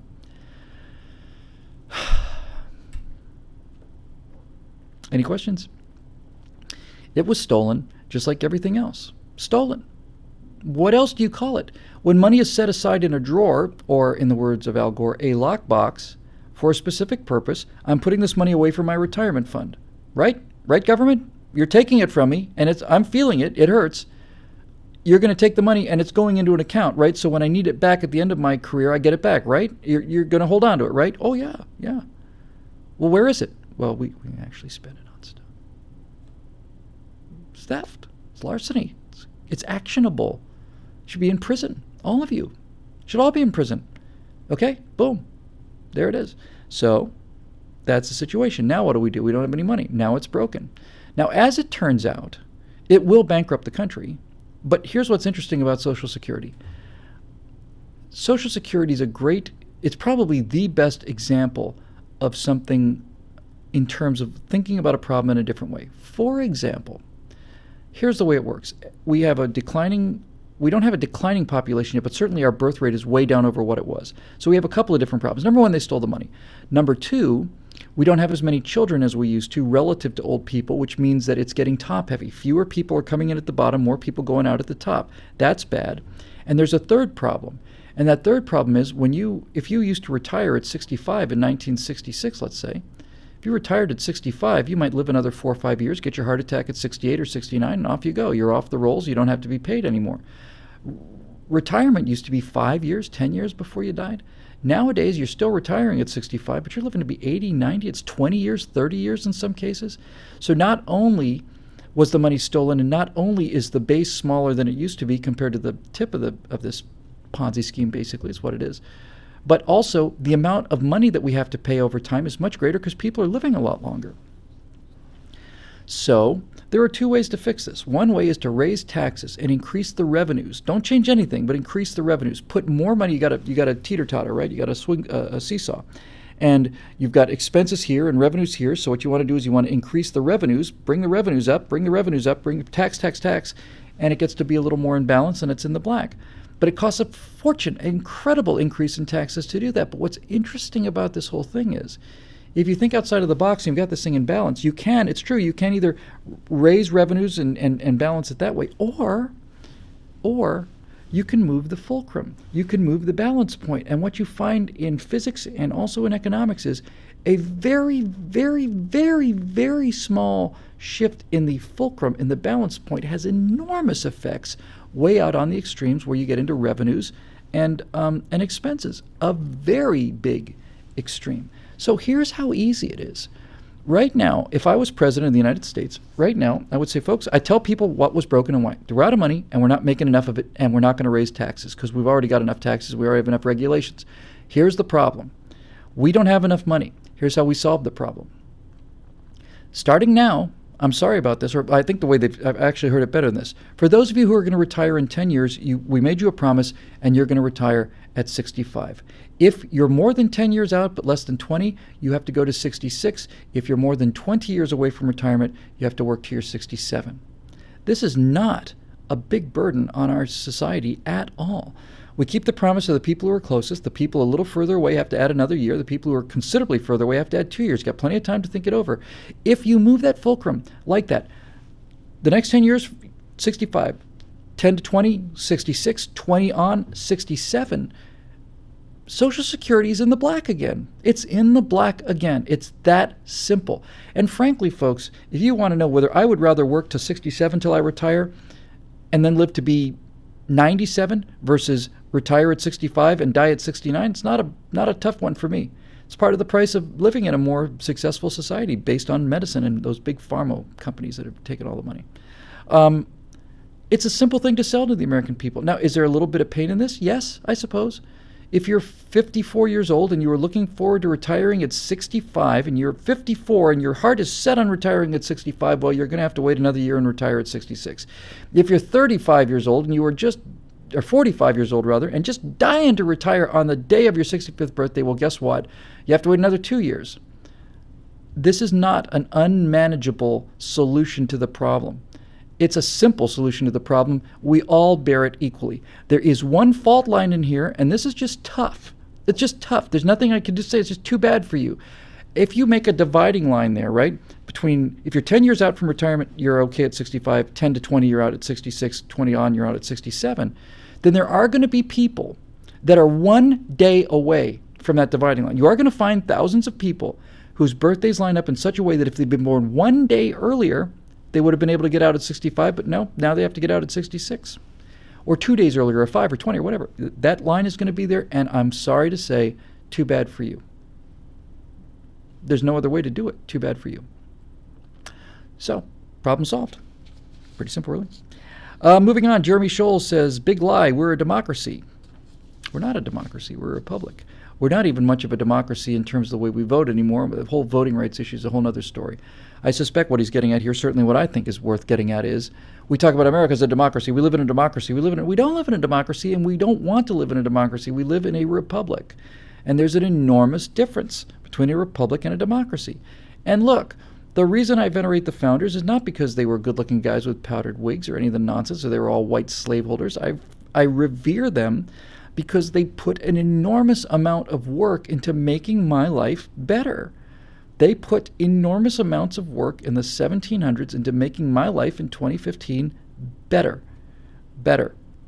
And one of the things that they did all the work on was they read a lot, and they studied a lot, and they argued a lot, and they debated a lot. And what they did was they looked throughout all of history, and they saw this is working, this isn't. This is kind of good. If we modify this, this may be better. And they didn't just sit there with like the bloody Bolsheviks, and bloody is the word for these guys. They didn't just sit there, hey, we're going to come up with a completely new method of government, and we'll execute people who disagree with us. What could possibly go wrong? The founders didn't have that kind of arrogance. They said, we're not going to develop this off a blank piece of paper. We need to look at what's working. And they did. And they realized that democracy was in many ways, the idea of government by the people, for the people, is an important deal. That was, of course, in the Gettysburg Address, much later. But they understood that this had to be we the people. But they also understood that we the people, consisting of individuals who are not always rational, are subject to certain things. And one of the things we're subject to are things like these economic booms, where you've got a tulip bulb that's worth, $50,000 or $100,000 or $200,000 in today's money. There's a tulip economy, these bubble economies, speculative economies. Get in while you can, gold rushes. That's got a powerful effect over the human mind, and you got to be careful about that. The other thing they had was the idea that there might be charismatic leaders who'd come and lie to the people for power. Imagine such a thing happening like that today. It's inconceivable. But political power would come, and there's a book called Popular Delusions and the Madness of Crowds, and it lists a series of examples when people go kind of nuts. And so what the founders said was, democracy is great, but more important are rights, individual rights. This is why this whole thing is so important. The Constitution is so important. And you ask yourself a question, could this ever happen? Well, it's happened all the time, but let's just take it in 1933 in Germany, 33, yeah. You can have a democracy vote themselves out of power. The Reichstag voted Adolf Hitler, enabling the Enabling Act. They gave him dictatorial powers. He said he'd give it back, but he didn't. Imagine. But they voted themselves out of existence, the Reichstag. Democracy voted itself out of existence. You had an iconic enough and a charismatic enough dictator, enough of a leader with enough persuasive ability. He persuaded people to give up their freedoms. They voted their freedoms away, democratically, completely legally. And it's not just Nazi Germany, it happens all over the place. And the founders realized this is, even though that happened after the founders, they realized this is human nature. That's what a democracy can do. A republic, on the other hand, has rights that are inviolable. They can't be touched by the people. They can't be touched by the government. The Bill of Rights is not a list of what the government allows you to do. It's a list of things that are inherent in you from birth, and the government is not allowed to touch them. And we don't ask for permission from the government. The government has to ask for permission from us. This is what this whole thing is based on. It's a republic. And here's a little thought experiment for you. If you lived in a perfect republic, you don't need democracy at all. You don't need elections. Because if you lived in a perfect republic, you would be able to say, my rights are inviolate. You can't make me do things I don't want to do. What do I need a democracy for if I live in a world without violation of my ability to do what I want to do? A perfect republic protects your rights, and all a democracy can do is degrade those rights legally by vote. A perfect democracy, on the other hand, can make decisions like, you know what, we don't like these Jewish people. We're going to take all their stuff, and we're going to throw them out of their houses, we're going to put them in boxcars, we're going to kill them all. That was a decision made by a dictator, but it had the broad support of the German people, and you can vote away anything. Democracy is two wolves and a lamb voting for what's for dinner, right? Too bad for you, lamb. Just you're outvoted. Too bad. The entire purpose of a republic is to protect everybody's rights, because if you protect the rights of the individual, the rights of the group are protected automatically. But if you protect a group, it doesn't mean that people in the other group aren't protected. Usually means they're going to die unpleasantly.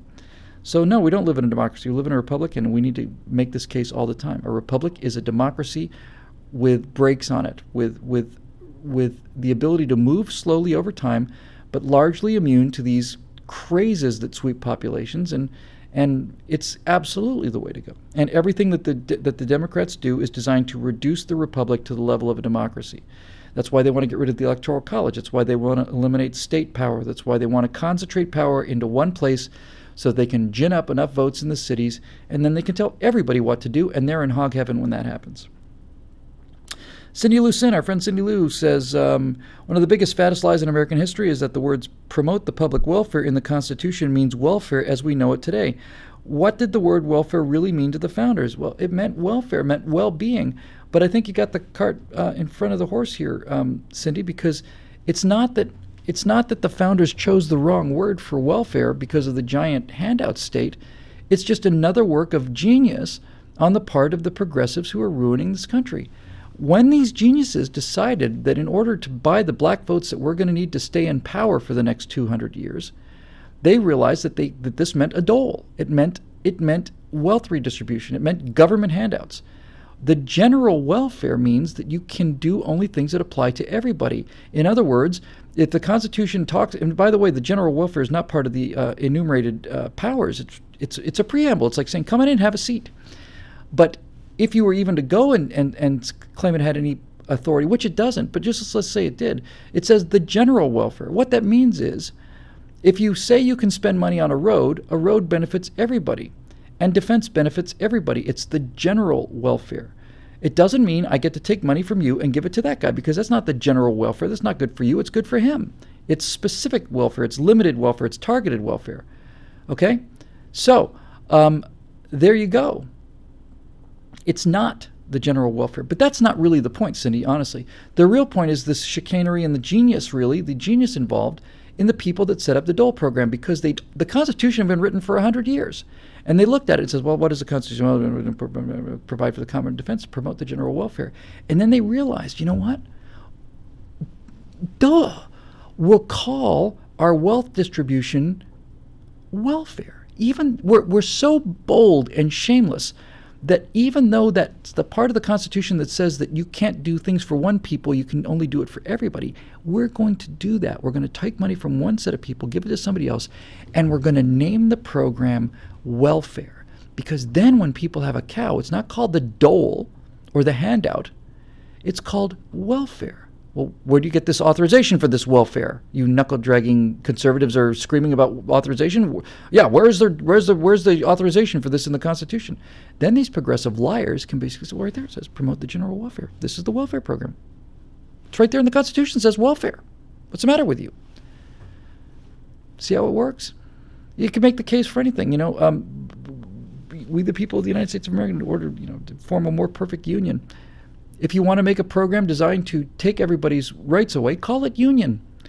Call it the union program. What's the union program? Strips you of all your rights and takes all your money. Really? Well, where's your authorization for that in the Constitution? In order to form a more perfect union, it's right there in the preamble.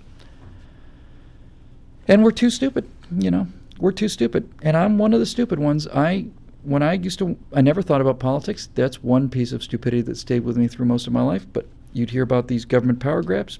Well, where do they get the authorization? It's got to be in the Constitution somewhere, right? Yeah, obviously. Well, they use the Commerce Clause. What does the Commerce Clause say? I read the Commerce Clause when I was 52. And when I read the Commerce Clause, I said, where's the rest of it? Because it was clear to me, clear as a bell to me, that the Commerce Clause doesn't authorize anything like what Congress wants it to authorize. The Commerce Clause says that Congress shall have the ability to regulate commerce between the various states, the Indian tribes, and foreign powers. What's it got to do with me? Between the states, right? You live in the states, right? Yes, I live in the states. Well, if you live in the states, then we have the ability to regulate commerce. Where'd you get that reading? You live in a state, right? Yeah. Well, it says right there in the Commerce Clause that Congress has the ability to regulate commerce, between the states. Hold on.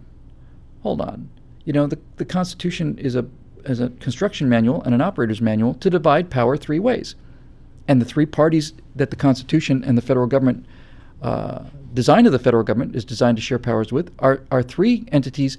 And because the founders were not liars and because they had a soul and integrity, they decided, imagine, to use the same three words all the time. In other words, they didn't change definitions, they didn't change names, they didn't write in fudge words or anything. In fact, they tried to do just the opposite. The three powers that are talked about in the Constitution, the three parties, I should say, the three parties that power is distributed amongst in the Constitution are the United States. When you hear the United States, they're talking about the federal government. The federal government is the United States. That was the language used to talk about the federal government. The word they used for the states was an interesting word because when they were referring to the states, they referred to the word states. Imagine. When they're talking about the states, they say the states. Any questions here? And the third party was the people.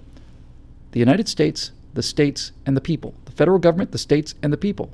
United States, the states, and the people.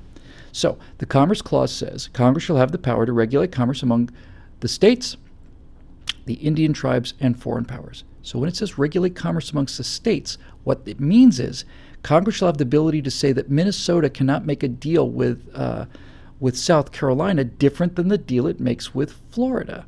That when states are dealing with each other, they have to be regular. They have to be, doesn't mean controlled. Regular means to make even, to make consistent, to make regular. That the states in dealing with each other have to have a uniform set of laws. That one state can't write a beneficial law that benefits another state that may abut it and make it harder on a state that's on the other side of the country. That's what the Commerce Clause is there for. No, commerce. We're allowed to regulate commerce among the people. Well, we know that's not true, you miserable lying son of a...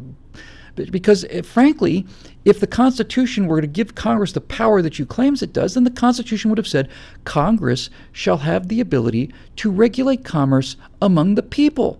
But it doesn't say that at all. It specifically does not say that. It says among the states, the foreign powers, the Indian tribes. So, frankly, my friends, if you are a foreign power, or if you are an Indian tribe, or if you are, in fact, one of the 50 states of the Union, then Congress may have some ability to make your commerce even.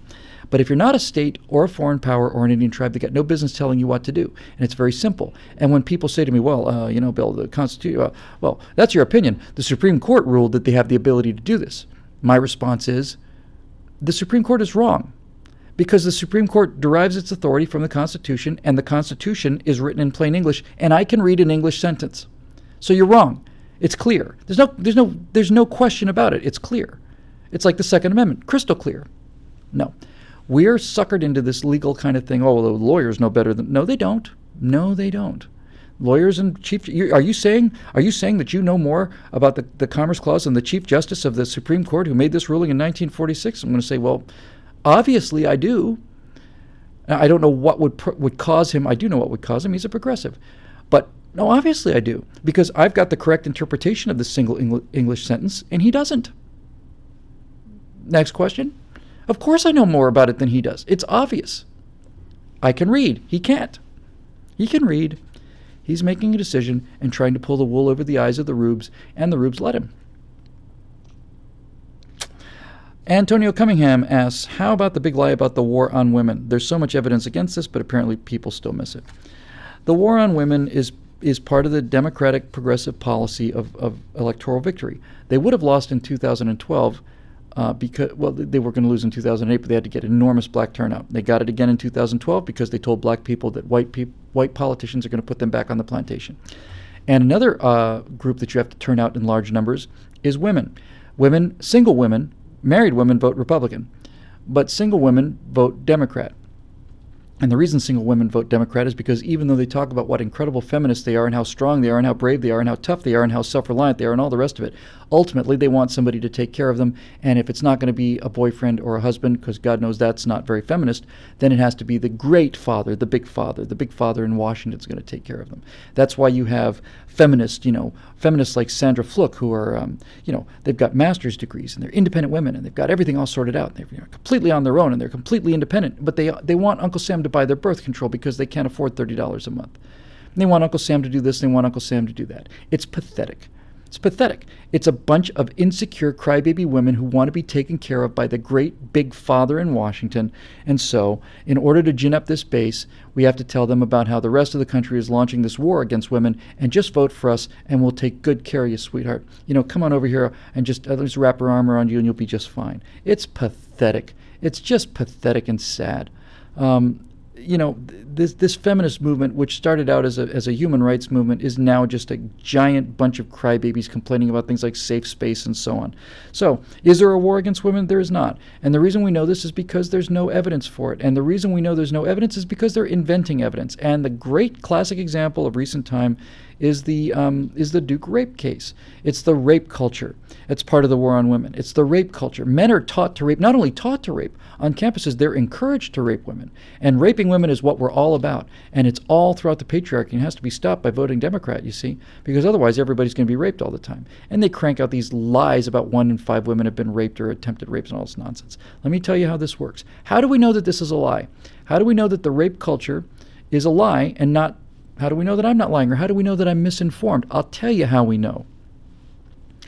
We know because when Rolling Stone writes an article about the rape culture, they have to invent the article. And then when they're called out on it being invented, they fight it tooth and nail. They fight it tooth and nail. And finally, by some miracle, the truth comes out. We find out these men at the University of Virginia were slandered. Didn't happen. It didn't happen. So you have to ask yourself, listen, clearly, for those of you who have cognitive problems, I'm not saying that women don't get raped on college campuses. I'm not saying that at all. What I am saying is, if this is in fact a rape culture, if this is the norm, if this is encouraged, if it's encouraged, then there should be hundreds, if not thousands and thousands of cases. And they wouldn't have to invent a case and then go all the way to the wall on this case that didn't happen. If this is a culture of rape, there should be so many cases that Rolling Stone should be able to do an article on this every single issue for the next 20 years, and every single one of them is a heartbreaking true story. And if that actually existed, I'd be on their side on this, but it doesn't, so I don't. So I'm not. If you have to invent evidence, it's an indication you don't have any evidence. We saw this with the Tea Party. I did this in Empire of Lies on that firewall. They said in the Tea Party in 2009 that the Tea Party was racist because one guy or two people show up with a racist sign. That's two people out of, 60,000 rallies and 500,000 people? Two? Really? They knew that the evidence wasn't there. So what progressives did was, progressives went out and they made a call. It wasn't like they did this sincere. Say, hey, you know what? We need people to come and join us. We're progressives. And what we need you to do is join us by making racist signs that we can go to Tea Party people with and hold up. In other words, what's happening is these progressives look out. They're convinced that the Tea Party has got to be racist. And they look for signs of racism in the Tea Party, and they can't find those signs. And so what they do is, well, since we can't find the signs, we have to go invent the signs. You understand? They're inventing the evidence for a belief that they have, when in fact, the fact that they have to invent evidence is an indication that there is no evidence in the first place.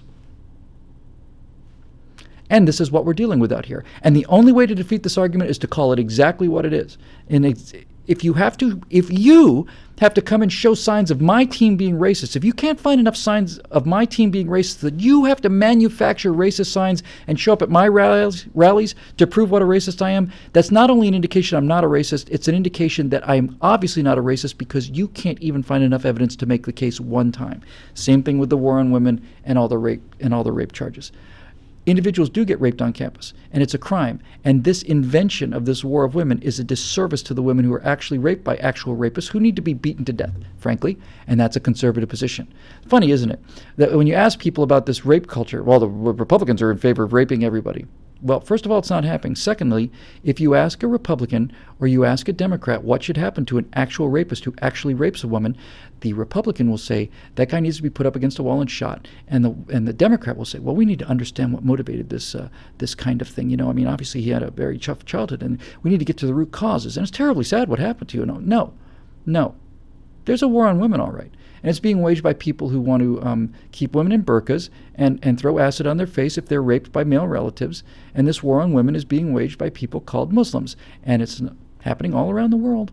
And they're treated like property. And there are people who are saying this out loud, and people who are fighting these Muslims. These people are called conservatives.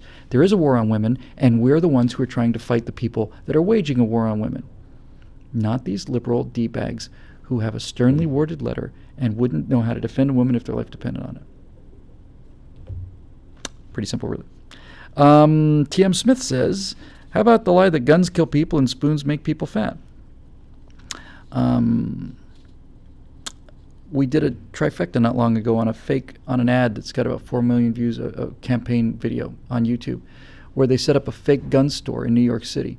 And as people came in to buy guns, it turns out the gun store wasn't real, the guy selling guns wasn't real, and the people weren't real either. They were a pre-selected group of people. None of it was real. Which goes to my point, right? If you have to invent the evidence, you don't have any evidence. And basically what they did was they say, here, you want to buy this pistol? The guy pulls out like a 45 Navy Colt revolver and says, this is a 22 caliber revolver. That's how bad this is. But he basically says, this was the actual gun used to kill a 2-year-old child. It was picked up by his 4-year-old brother and shot the kid dead. This actual gun. And people, oh, this gun, really? Well, there's so much to say about this. First of all, it's not the real gun. Secondly, let's say that it is the real gun. Is it the gun? Did the gun do it? Did the gun just leap up off the table and shout, get down? Get down, you MFs. Is that what the gun did? And then did the gun just start opening fire on the room and the 2-year-old child was killed? No, the gun didn't have anything to do with it. The gun's an inert object, a piece of steel, like a toaster. The toaster didn't kill anybody either. If somebody bashes somebody's head in with a toaster or a hammer, which happens more often than people are killed with assault rifles, or a baseball bat, it's not the bat's fault, it's not the toaster's fault, it's not the hammer's fault, and it's not the gun's fault. They didn't, by the way, say this was the gun that was used to protect a 97-year-old school teacher from being raped by 3 armed assailants who had murdered 4 women in the past. You didn't get to see any of those guns either. But the whole thing about this is really, because even if you did put the good side of guns in there, it's as irrelevant as the bad side of guns. This is the gun that saved the life of this pregnant school teacher. Who cares? The gun didn't have anything to do with it. The gun is an inert piece of object. I've made this joke 3 times. I just love it so much. It's like, well, I'm in favor of if a gun, if this is in fact the actual gun that shot an innocent person, then that gun has to be destroyed, because once a gun has tasted man flesh, then there's no telling what it'll do. It's just like a bear the bear has to be put down, because once the bear has tasted human flesh, it's just going to eat people from now on. Once that gun's got the sweet, sweet taste of human blood on it, then that gun's going to have to be destroyed. It's ridiculous. It's absurd. But see, statistics are not their friends. We have statistics about, I did number 1 with the bullets, one of my favorite videos in the last 5 years. And basically it looked at what the murder rate is in cities where there's at least talk about gun control versus what it is in Plano, Texas, where there are more guns than anywhere else on the face of the earth. And the murder rate in Detroit's 53 per 100,000. The murder rate in Plano is less than half, 0.4 per 100,000. The more armed you are, the lower the murder rate is. And it's proven again and again and again. Now, I made a mistake because when I was arguing this just a few days ago, and a guy named John Lott, I think, a gun rights advocate, I think his name was John Lott, did an interview with him, corrected me, and I won't make this mistake again. I was talking with this British woman, and she was saying, well, guns are just horrible. Your murder rate here says, yeah, well, the murder rate is getting closer in Britain than it is in America. It's nothing like America's murder rate. And he's right. What John said was, look, Britain banned guns after a shooting in Scotland, I want to say. And so the question is Britain's murder rate approaching America's? No. But what John pointed out is, yes, Britain has banned guns, and yes, Britain has a low murder rate today. But what was the murder rate before they banned guns? It was much lower. Banning the guns significantly raised the murder and violent crime rate. And it's not a surprise, because when you inhibit predators, you get fewer predators. When you don't inhibit predators, you get more predators, and they get more successful. So this one is just pretty simple, really. You just simply look at the statistics. And it's not hard to figure out, It's not hard to figure out. When people tear up neighborhoods like Baltimore, or when they tear up neighborhoods like, the verdict in the Rodney King shooting was handed in by a jury in Simi Valley, which is a fairly wealthy, not super wealthy, but fairly wealthy, quite conservative neighborhood some distance away from South Central. When they rioted in South Central, they burned down local stores, but they didn't burn down the stores that had Korean guys with rifles on the roof, because if they had, they would have been killed. So what does that tell you? Why did the black rioters, in regard to the Rodney King thing, not go and burn down Simi Valley, where the people that passed down the verdict were? They didn't do it because they know if they'd gone into Simi Valley, they would have been shot. They would have been killed. Why is it that South Philadelphia is such an incredibly crime-ridden neighborhood when all you have to do is just get in a truck or a car, drive half an hour out the blue route at nighttime, and start robbing the incredibly wealthy houses in Valley Forge? Why don't they go out and rob Valley Forge? That's where the money is. That's where the TVs are. That's where all the good stuff is. Why don't they go out and rob the neighborhoods in Valley Forge? They don't do it because if they went into the Valley Forge neighborhoods and robbed some of those houses, they're going to get shot and killed because they're armed and they're ready to protect themselves. Criminals are not stupid. You can't be a predator and be absolutely stupid and succeed. You know, there are old pirates and bold pirates, but there are no old bold pirates, and predators are the same way. They can't take risks like this because they can't survive.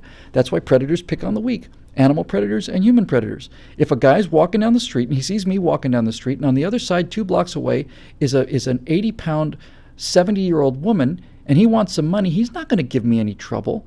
The only way a mugger or a predator or a stick-up artist is going to come after me is if he's very, very desperate, meaning I'm the only target around there.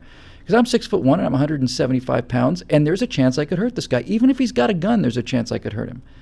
He doesn't want that. He wants somebody who's going to give him what he wants and run away. He wants a weak, sick, old victim.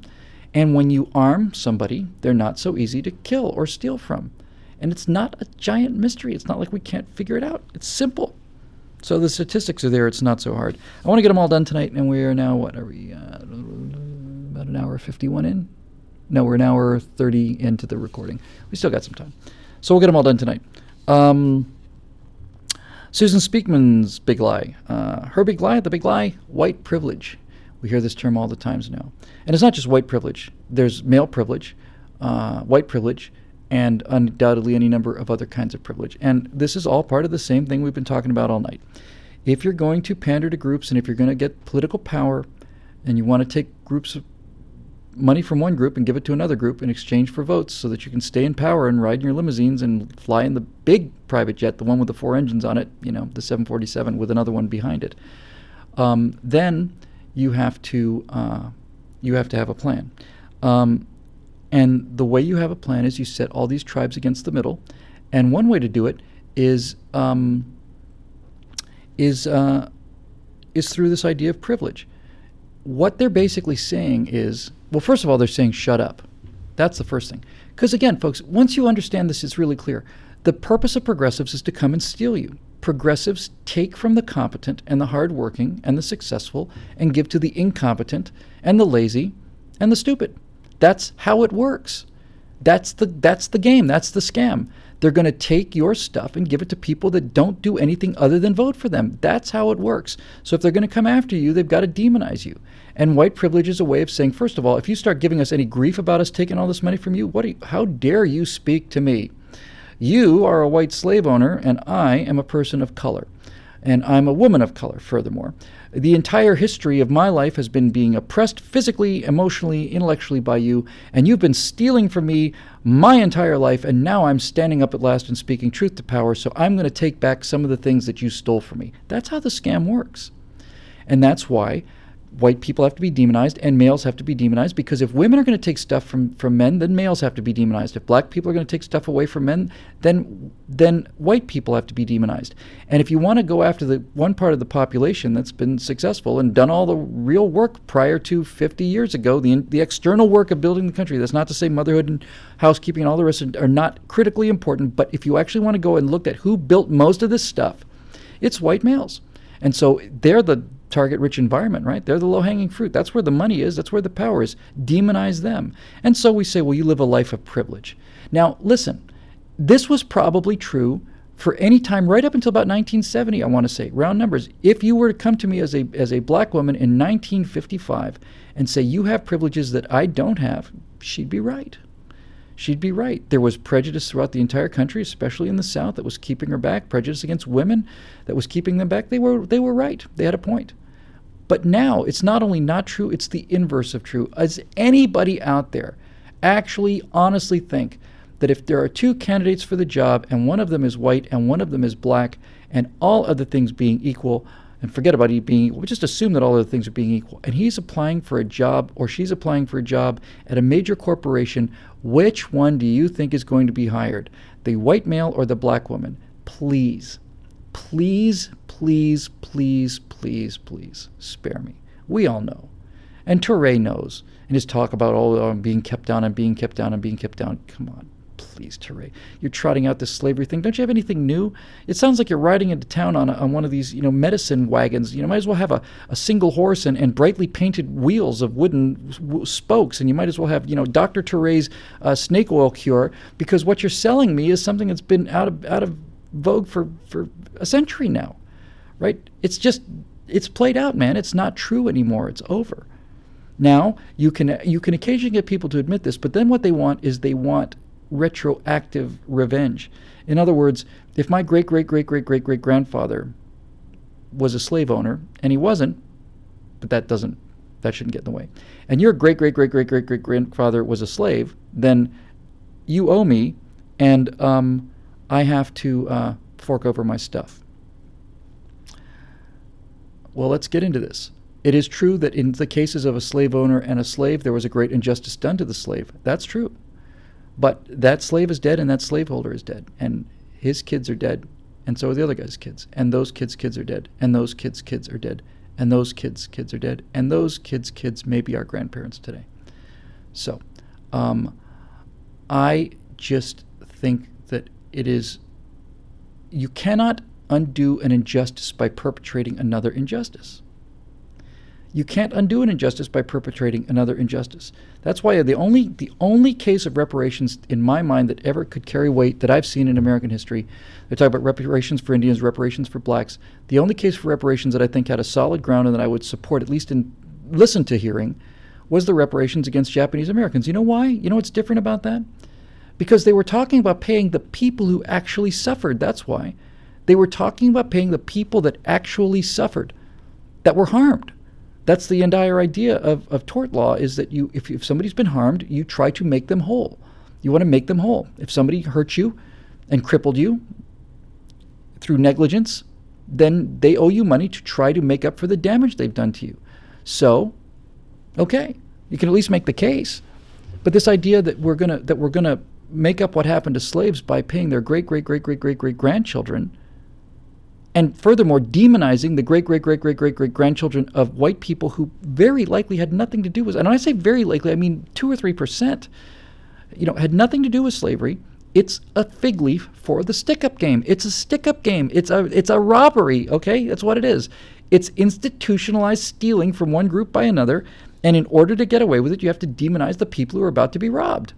That's your privilege. Now, I will say something that I like. I think this is pithy, and I happen to like it because I think it's true. There is, in fact, white privilege. At least for me, there is. And I'll tell you what my white privilege is. My white skin privilege is pretty simple, in that as a white male, I was never allowed to believe that someone else was responsible for my failures. That's my white skin privilege.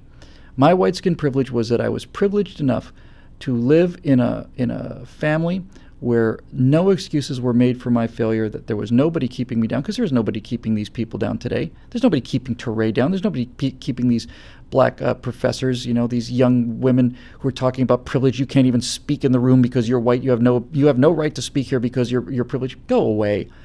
Go away. Seriously, F you. Honestly, that's where I am right now. You get all the hiring benefits. You get all the social benefits. No, I'm not going to listen to it. But my privilege is that I never, ever had anybody telling me it's somebody else's fault. That's why you failed. When I fail, it's my fault. And that's a genuine blessing. That's a blessing. I've probably failed 5-6 times with businesses, and I just keep trying because I don't get to fail once and say, see, black people are keeping you down, Bill. It's not your fault. It's not like you were too lazy or you were too stupid or too cocksure or too arrogant or too ill-prepared or too underfunded. No, it's not your fault, Bill. There's an external force that's keeping you away from it. So you can just sit at home now and stew and be bitter and angry for the rest of your life because it really had nothing to do with you. Somebody else is keeping you down. I was never told that, and that's my white skin privilege.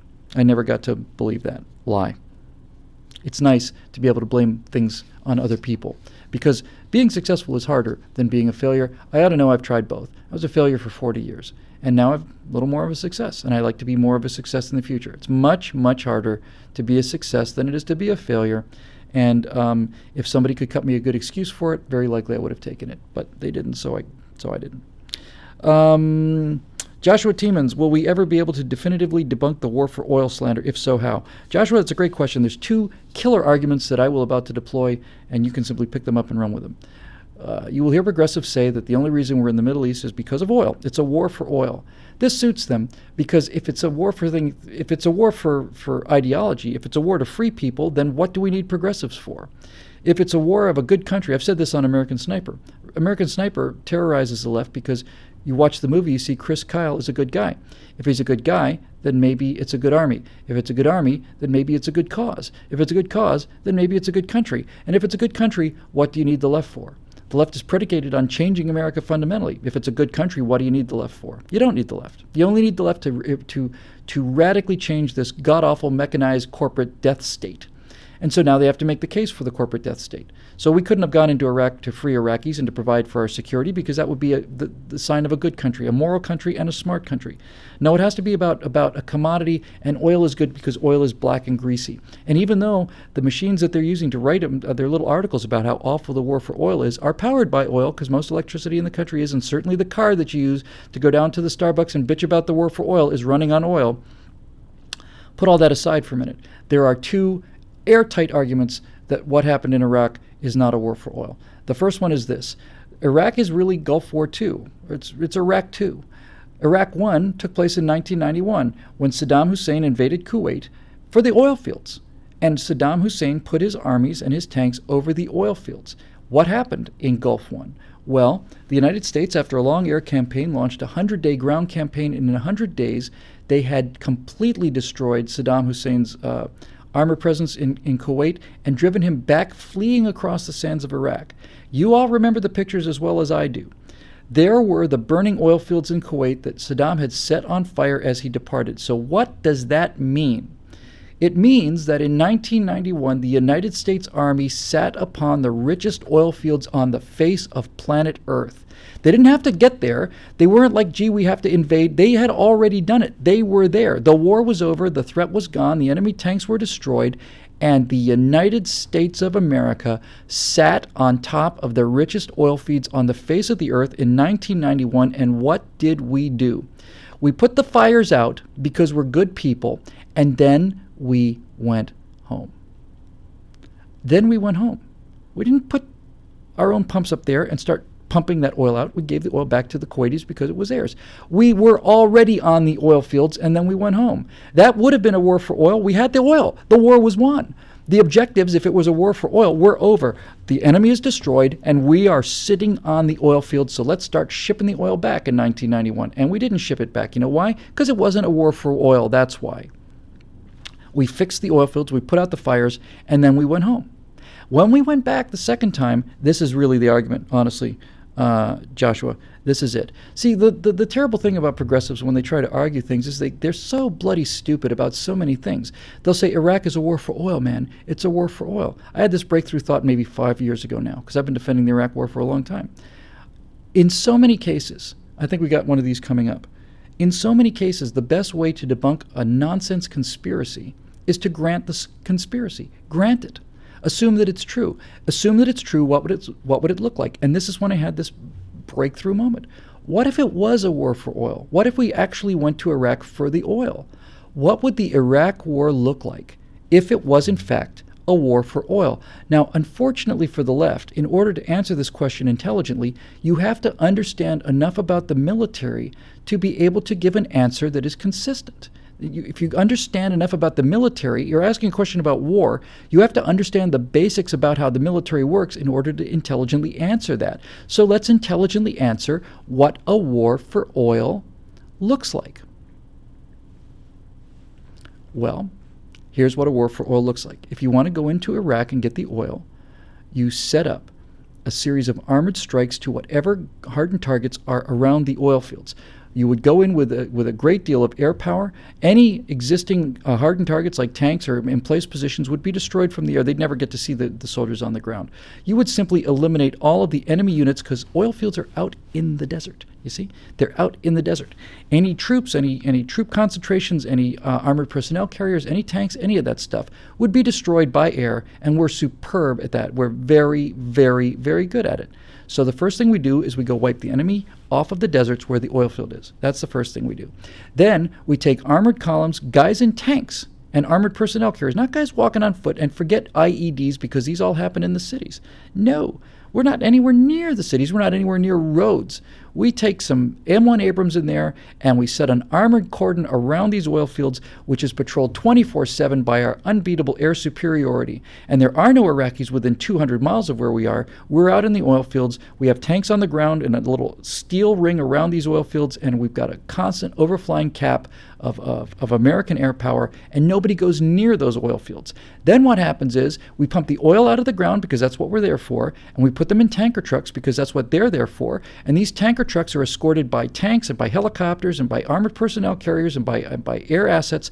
And these oil convoys run from the oil fields to Basra, and that's all they do. And they just run along this one line, which is projected out 50, 60-mile exclusion zone. If a rabbit moves within that 50 miles, we just turn it into pink goo, and we take the oil from the oil fields directly to Basra, where they are loaded onto American oil tankers, and they are sailed out of the Gulf under escort by American destroyers and American aircraft carriers. And that's what a war for oil looks like.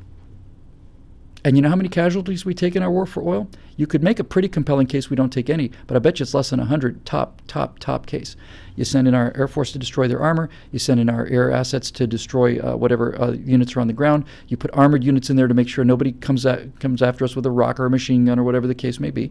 And we simply take the oil out of the ground, put it in trucks, run it to the port, put it in tankers, and sail it out of there. And we get free oil here in America.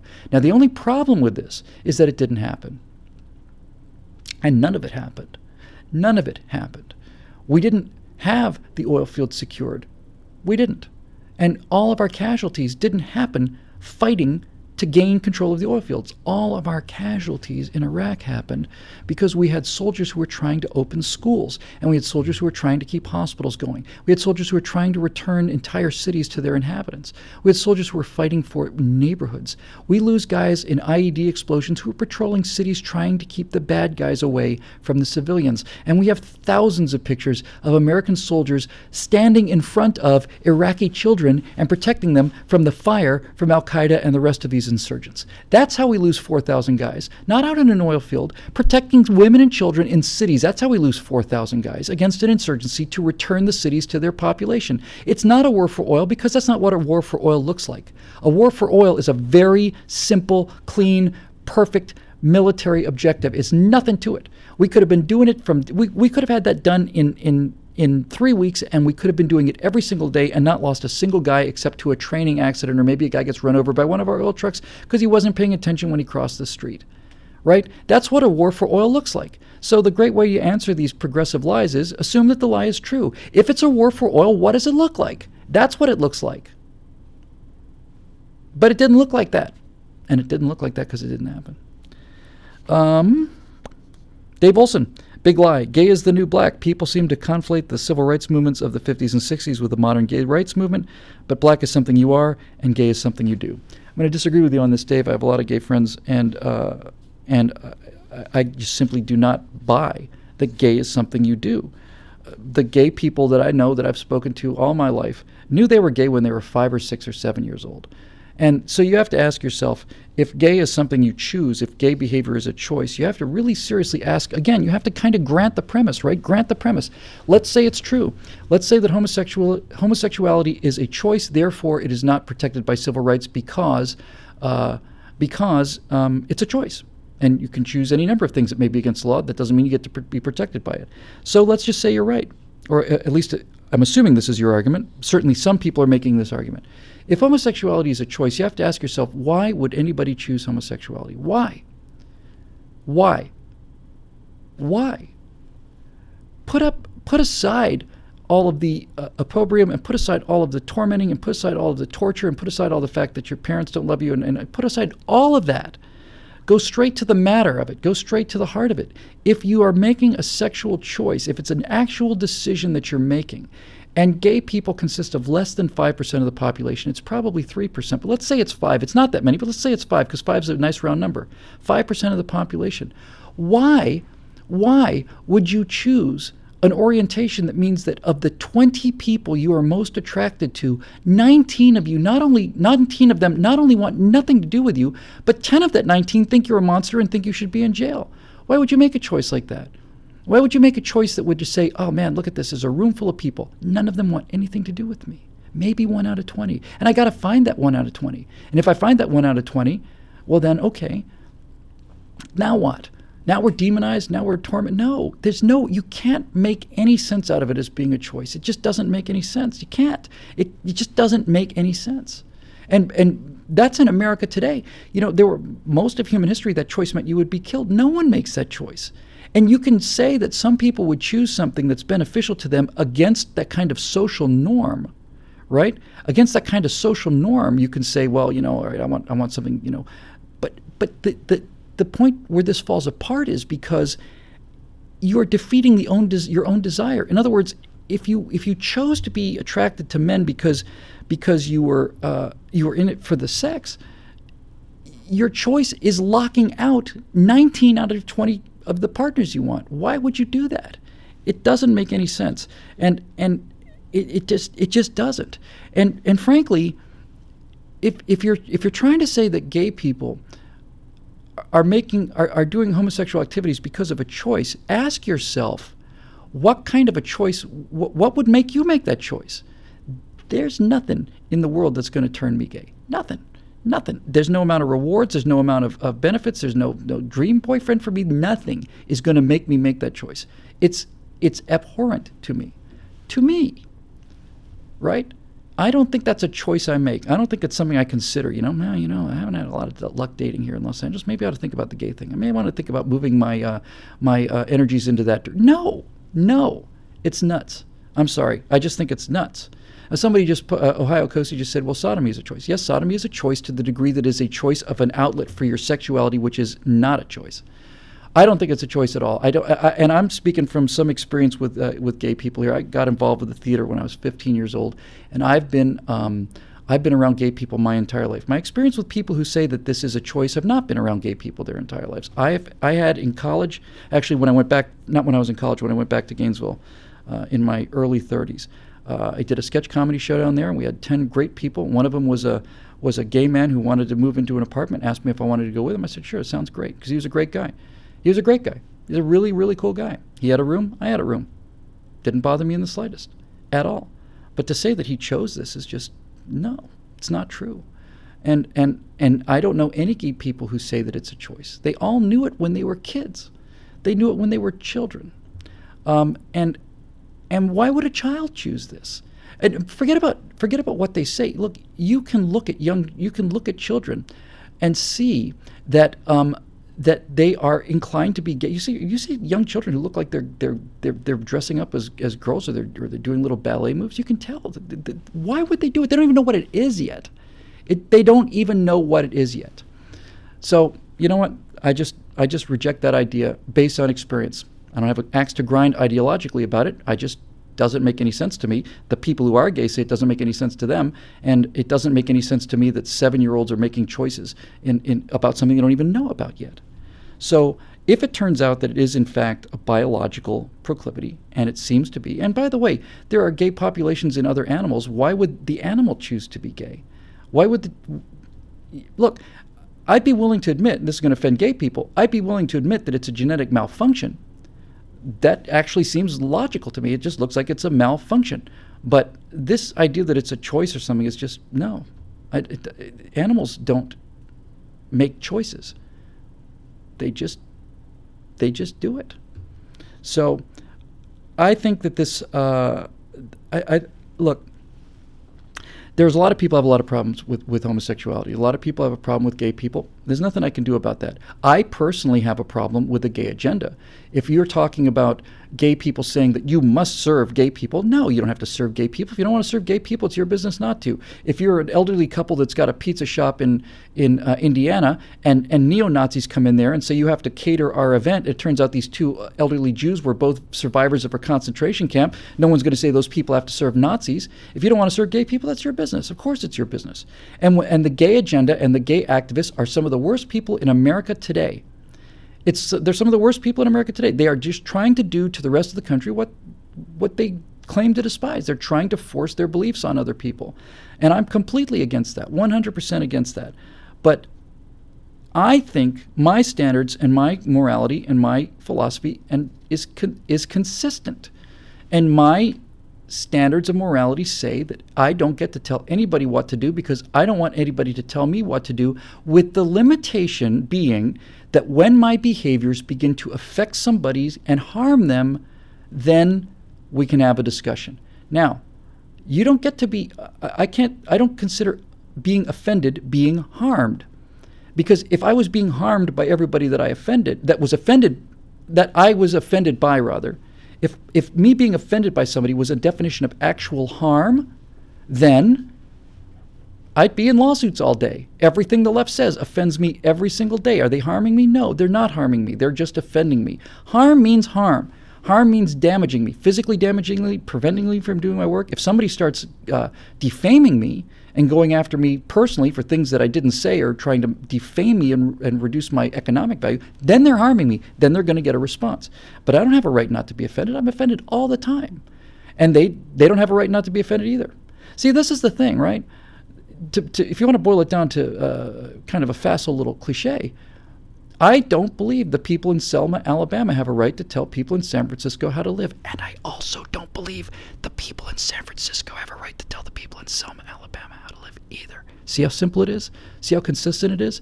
You don't have a right not to be offended. You just don't get to tell me what to do.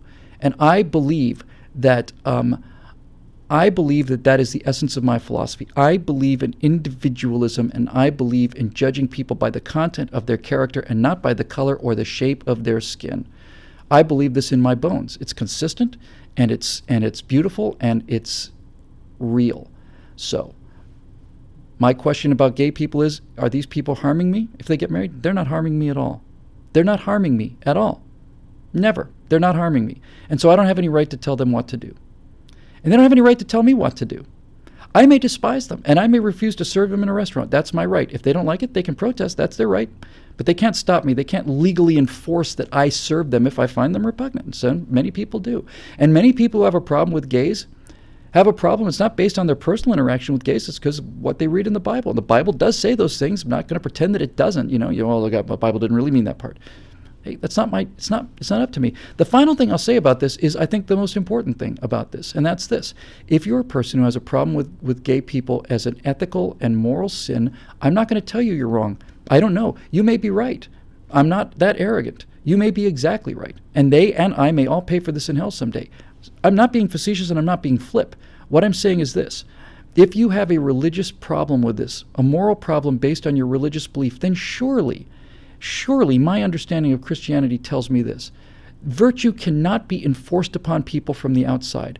You cannot force somebody to be virtuous under penalty of death. You can force somebody to conform to behaviors that you want, but you can't control what's in their heart. The sin is in the heart. If it's an actual sin, the desire is in their heart. And whether they act on it or not, the sin is still there. This is not something for Caesar. This is something for God. This is something that has to be fought on a level. If you think it needs to be fought, it needs to be fought on the level of personal interaction, it needs to be fought through churches, it needs to be fought in terms of education, it needs to be fought through debate. But you simply cannot tell me that the way to get rid of sin is to empower Caesar to come down with his legions and force people into behaviors that you want. That's not virtue. It's nothing like virtue. It's intimidation and it's coercion, and I'm against coercion. Very much so against coercion. I don't want to be told what to do. I don't get to tell other people what to do. So, look, I think, by the way, it's not a question of like allies. It's not a question of like this is a coalition that will win elections. We're bludgeoned by this, and I'm tired of being bludgeoned by it. And the reason I'm tired about being bludgeoned by it is this. I know many gay conservatives, and they're on our side. They're not just on our side. In some level, they're uniquely on our side because I can't tell you how much I've run into this. You ask any gay conservative, a little gnat around here, you ask any gay conservative, any one of them, this question: do you find that it's harder to be a gay person, an openly gay person around conservatives, or do you find it harder to be a conservative among liberals? And every gay person I've ever met says this is a no-brainer. This isn't even up for discussion. It's much easier for me to be gay around conservatives than it is for me to be a conservative around liberals. The level of hate and prejudice and dismissal I get from liberals for being openly conservative is it's hundreds of times worse than what I get for being gay around conservatives. Don't you see? This isn't just a political gain. This is in fact the essence of what I believe. I'm not speaking for you. I am speaking for me. I believe people should be judged by the content of their character. And I would much, much, much, much, much rather share an apartment with a good gay man than with an evil straight man. It's not even up for discussion for me. So there you go. 3 to go. Max Wild, does Andrew Klavan really exist? You know, the problem with this question is we have to get down to levels of I think the real issue about the Klavan existing thing is not a question of doubt. It's a question of reasonable doubt. We have to get to this idea of reasonable doubt. Is there reasonable doubt that Klavan is in fact a mythological creature? There's certainly doubt. Is it reasonable doubt? I don't know. You know, the thing about Klavan is there's been some sightings that have been very, very persuasive, but you just never know, right? I mean, you know, people sometimes have hallucinations and photographic evidence can be doctored. I don't know. I mean, there's nothing in the scientific community that precludes Klavan. There's nothing in terms of the laws of physics or thermodynamics that precludes him. I think all accounts of the Klavan creature, and certainly all claimed sightings, are certainly congruent. They all agree it's an air-breathing creature. I don't think anybody's got any question about that. I mean, it does have to surface for air, and it does have to eat things and consume things. So I don't see anything to actually lock him out. I just find the unlikelihood of it something that's hard to believe. Wild Goose nailed it. He's a cryptid. A cryptid is a sort of a creature that may or may not exist. There's cases for and cases against. Look, I'd like to believe in the idea of a Klavan. I mean, I'd like to live in a world where a Klavan is possible. It'd be nice to live in a world that was that fantastic, where things that unlikely and that kind of, magical exist. I'm inclined to say it doesn't exist, but I don't have any evidence, so I'm just going to have to say the jury's out on this one, Max. I sure hope he exists. It'd be nice to live in a world where he existed, but I have to say, on balance, I just don't find it very likely. 2 to go. Andre Jasinski. I think that's a new name, or it's certainly not one we've seen too much of. Good to have you, Andre. His question is, big lies? Let's see. U.S. intervention in Iraq caused instability and created ISIS. That's true. U.S. intervention in Iraq caused the instability and created ISIS. That's true. But unfortunately, what's not told in that little abbreviated story is why. If the U.S. had not invaded Iraq, you can make a pretty compelling case that either Saddam Hussein or one of his psychopathic sons, Uday or Uday and Hudnay, whatever, one of his 2 crazy sons or Saddam would still be in power, likely. They'd be doing it by murdering their opposition and putting them into paper shredders or industrial shredders and all the rest. But if Saddam was still in power, then his brutal suppression would mean that ISIS would not be a force in Iraq, probably. If that were the case, then the Middle East would be completely unrecognizable. It was not sustainable, the Middle East, the way it was going, One of the things let me get to the point here. It is true that by overthrowing Saddam, the United States created the potential for ISIS, but this is the word, it's the potential. And the reason there's an ISIS is not because the United States invaded Iraq, because there is in fact evidence about this. What happened was the United States invaded Iraq. The United States defeated Saddam Hussein. The United States made some bad decisions right after that. Uday and Qusay, thank you. And then it took us a while to figure out we'd done some pretty big errors in terms of the insurgency. George Bush, on the advice of General Petraeus, doubled down on Iraq, went with the surge, and all of a sudden we used everything that we were doing wrong, we started doing right, to the degree that when George Bush left office in January of 2009, Iraq was secured. The war had been won. There were no U.S. deaths, I want to say, for 3 or 4 months prior to Barack Obama taking over the presidency. So, yes, the United States did invade Iraq, but ISIS was not going to exist because the United States was going to do in Iraq what it did everywhere else, what it did in Europe and what it did in Korea. When we defeated the Germans, we put U.S. troops in Germany, and that was 70 years ago. When we defeated the Koreans, we put when in the Korean War, we put U.S. troops in Korea. That was 60 years ago. How long are these troops going to be in Iraq? McCain said, forever. He was mocked and ridiculed. He was right. Why wouldn't we leave? I mean, why would we leave? It's a great place to have a base. If you look at the geopolitical map as George Bush is leading office, what do you have? You used to have the two powerful states. You had Afghanistan, which was the home of Sunni terrorism, and you had Iran, which was the home of Shia terrorism, and they were pumping their poison out all over the world. When George Bush left office, Iraq was off the board for the Sunnis, and Afghanistan was off the board for the Shias. There were American troops on both sides of Iran and Saudi Arabia. Saudi Arabia is really the home of Sunni terrorism.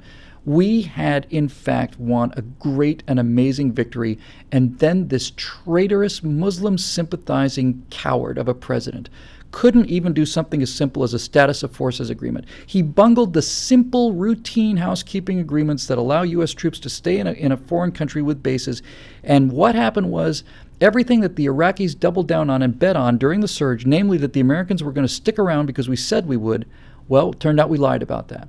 And we left. We left before they were ready. We left a decade before they were ready. Maybe we left 2 decades before they were ready. If we'd left Europe in 1949 or 49, 52, if we just walked away, no NATO, nothing, it would have been a matter of a few weeks or months before the Russians started poking around, and then all of the Western European countries would have been overrun because the only thing that could have stopped the Russians was the Americans. ISIS is a result of Barack Obama's cowardice and his incompetence, and it's especially the result of the Democratic Party being the party of defeat. And I'm not exaggerating here. When Harry Reid, the leading Democratic head of the Senate, says that the Iraq War is lost, when Barack Obama runs on the Iraq War being a terrible miscalculation and a defeat, then when they are handed a victory, they have to turn it into a defeat. And it would be nice if this is the first time it happened, but it's not, because the first time it happened was Vietnam. The Vietnam War was launched by communists. It wasn't launched by capitalists. It was launched by communists, by the socialists, by the progressives. And the North Vietnamese invaded South Vietnam, and we fought them for 11 years. And when the war ended with a ceasefire, it didn't end with the communists in Saigon. It ended at the same starting line as it began with. Their invasion was a failure. When the Vietnam War ended, they were back behind the same line that they'd launched themselves from 11 years earlier. They were defeated by the South Vietnamese and the Americans. And after that peace was won, the United States had a treaty with Vietnam, and it basically said, everything you spend to keep those communists behind that line, we will replace. If you shoot a bullet, we'll give you another bullet. If you lose a helicopter, we'll give you another helicopter. It was a guarantee of South Vietnamese freedom and autonomy. And after the war was won, the Democrats swept into power after Watergate, and they determined to make a defeat out of that victory, and that's exactly what they did. They withdrew that support, and then the communists tested a couple times. The next thing you know, they just rumbled south, and they killed all 7 million people, or God knows how many. They created the defeat that they'd run on. They created the defeat that was their identity. The exact same thing in Iraq, and the reason there's an ISIS in Iraq is because Barack Obama had the moral cowardice to turn that victory into defeat because it suited him politically, because it was his brand. It's the Democratic brand. They did it twice now in my lifetime. Twice. And all of the men we lost in Vietnam, and all the men and women we lost in Vietnam, all the men and women we lost in Iraq, you can say probably died in vain, because these victories had been won, and then the defeat was handed. It wasn't just handed to them. The defeat had to be manufactured, had to be created, and it was. It was created. And that's the Democratic Party of today. Any questions? Last one. Cameron Chase Smith asks, big lie? The WTC, the World Trade Center, could not have fallen without the help of explosive charges, nanothermite, and Tower 7 falling is absolute proof that airplanes didn't bring the towers down. This one's going to get me a little angry. What have I been saying all day about these lies, right? The best way to counteract these lies is to assume that they're true, and then ask the logical follow-up questions. Assume that the theory is true, and then ask the follow-up questions. I've used this example before. I'll just tee up with it. Is there a Loch Ness Monster? Assume that there is. Well, if there is a Loch Ness Monster, what does that mean? If it's true, what does it mean? It means there's an air-breathing creature the size of a bus that lives in Loch Ness. Right? Yes. Air-breathing, right? Yes. Size of a bus, yes? Right. Okay, let's say you're right. Why don't we see this thing 10 times an hour? Why don't we have as many pictures of it as we have of other air-breathing creatures that live under the ocean, like whales? We don't have to speculate on whether whales exist because we've seen a fuzzy wake 40 miles off in the distance shot in 1963. We know whales exist because we can go out and look at whales all the time. We can see them surface all the time. And this gnat's going to go. He's just going to go. I'm tired of swatting at something. Sorry about that, folks. But that problem's over with. See how easy it is? To get rid of ongoing problems, I could have fluffed that away for the rest of the thing. So we know the Loch Ness Monster doesn't exist because if it was an air breather the size of a bus, we'd have pictures of it all the time. And we don't, so it doesn't exist. Now, what we saw on 9/11 was very clear. It wasn't like, gee, what's happening? What's happening? Would somebody please take 3 or 4 years to give me an explanation? What we saw on 9/11 was we saw 4 teams of Muslim terrorists who've been training for years. We knew they were training for years. We knew where they were after the fact. We found out within 24, 48 hours what had happened. Flew airliners as weapons into these buildings and destroyed them as part of a plot of al-Qaeda to smite the United States of America. Everything's consistent. Everything's coherent. Nobody questioned it while they were watching it. That's an important point, right?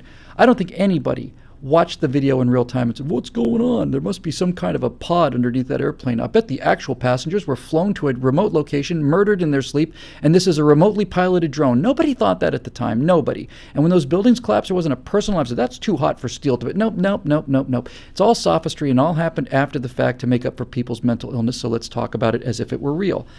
People say that it's impossible that these buildings could have collapsed because steel doesn't get hot enough to melt. The melting point of steel, forgive me because the numbers are wrong, but let's just say, I don't know them, but somebody's going to, let's just say that steel turns into a liquid at 800 degrees Fahrenheit and the buildings only got to 500 degrees Fahrenheit. Therefore, the buildings could not have collapsed. Let's start with what's obviously wrong about that. Steel does not have to melt into liquid in order for steel to lose its strength. Is this so hard to understand?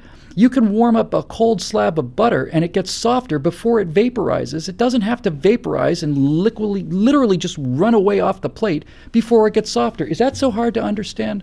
When you've got steel above an object and you weaken that steel by 50%, that building's going to come down. And sure enough, those temperatures were hot enough for that building to have collapsed. That's number one. By the way, there's obvious logical evidence that this is in fact the case, and you don't have to be a brain surgeon to figure this out, although it doesn't hurt. Because if you look at the order of the collapse of the World Trade Center, what happened was the first building to be struck was the last building to go down. The one that was hit the second went down first. So I forget which tower it was. Tower 1 is hit, and then Tower 2 is hit, and then Tower 2 goes down, and then Tower 1 goes down. Why? How do you explain that? Well, all you have to do is look at the two buildings. Part of it is where the planes hit in terms of what they did to the interior of the building, but much more telling is this. The first building to be hit had the plane hit relatively high. The second building to be hit had the plane hit significantly lower. What that means is that while both of them were burning, the second building to be hit had much more weight above the damage, which meant that there's that much more weight pushing down on the steel, which means the steel doesn't have to get as soft before it fails because it's carrying a much heavier load. The damaged steel is lower on the second tower to be hit, which means that there's much more weight above it pushing down on that steel, and it's going to fail at a lower temperature because the load on it is higher. This is consistent with all of this happening as we saw it happen. But no, these idiots say no. There's only one way to explain how a building like that came down, and that is through controlled charges. And this is where granting the premise is an irrefutable argument. It's irrefutable. Here we go. If you were to claim that these buildings were brought down by controlled explosions, commonly called an implosion, that's not the correct term, but you know what I'm saying. If a building is brought down the same way we saw all of these buildings brought down, boom, right? If that's the only way it could have happened, according to these conspiracy theorists, grant them the premise, okay? Grant them the premise. What do you have to do to a building that size in order to bring it down in the way that they claim it was brought down. If they're right, what would you have to do to bring down the World Trade Center through a series of controlled explosions? Well, as it turns out, this has happened before. We have brought big buildings down before. Do you know what has to happen? That building has to be prepped for 2 months. And when I say prep, the first thing that has to happen is all of the panels inside the building have to be removed, because you can't just put a suitcase in there and blow it up. Shaped charges have to be cut into the steel beams. You have to get a welding torch and cut a hole in the beam, and a shaped charge which blows out in a specific flat plane has to be placed fairly precisely, and it has to be done hundreds, if not thousands of times.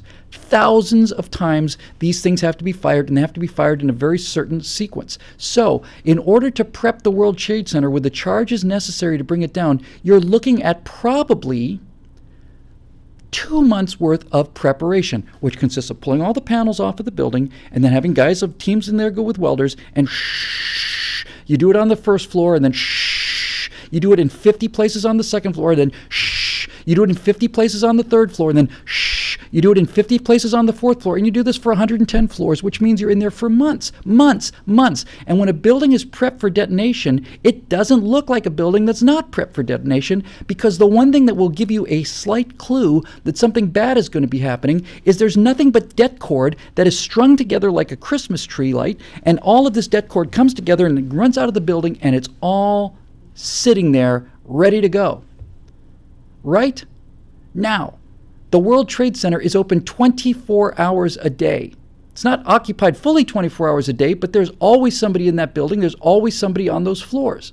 And furthermore, it's not like the building went down before people came to work. People were in their offices going about their jobs when the building collapsed. So my question to you, brilliant, deep-thinking 9/11 minds, is why didn't one of the 3,000 people who were killed that day notice that there's about 150 miles of det cord lying on the floor of my office building and running out the door and disappearing down the staircase? Why didn't anybody think to bring that up? Because frankly, if I come to work in the morning and I find that my desk is covered with white dust because the drywall that was formerly covering this wall has been ripped out with a claw hammer, and I look inside there and hey, somebody's welded cut a hole in that steel beam, and there's some kind of explosive charge, and there's lead and there's det cord. Look at that, there's like 50 of them just in this room alone.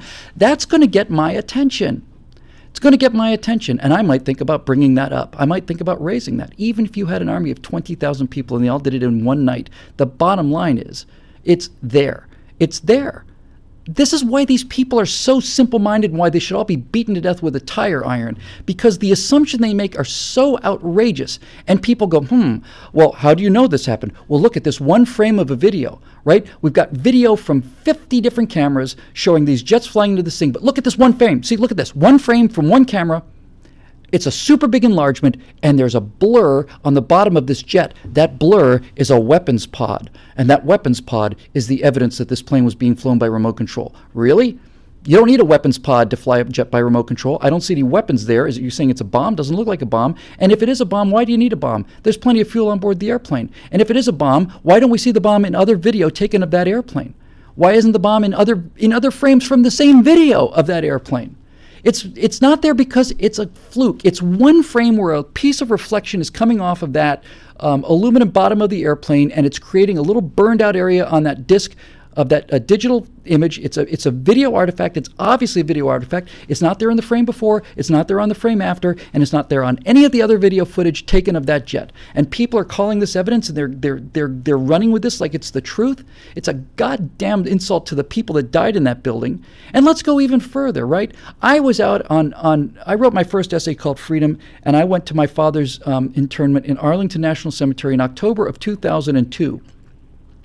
And he was interred at Arlington National Cemetery, and as I was getting in the van to go home, I wasn't familiar with Washington at the time, I looked down the hill at Arlington, I see this big ugly green wall, and I turn to the chaplain, Major Crisp, and I say, Major Crisp, is that the Pentagon? He says, it is.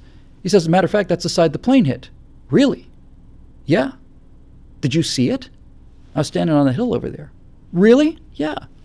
Can you tell me about it? And this chaplain says, well, we were standing out there. It was 7:30, 8 o'clock in the morning or whatever time it was. And we heard this whine. We knew something was happening in New York. We knew there was something going on. but they didn't really know what it was. All of a sudden we heard this whine. We thought it was an incoming missile attack. Now listen to the language. Thought it was an incoming missile attack. That's what it sounded like. He'd never heard a screech like that before, ever. He never heard that sound before.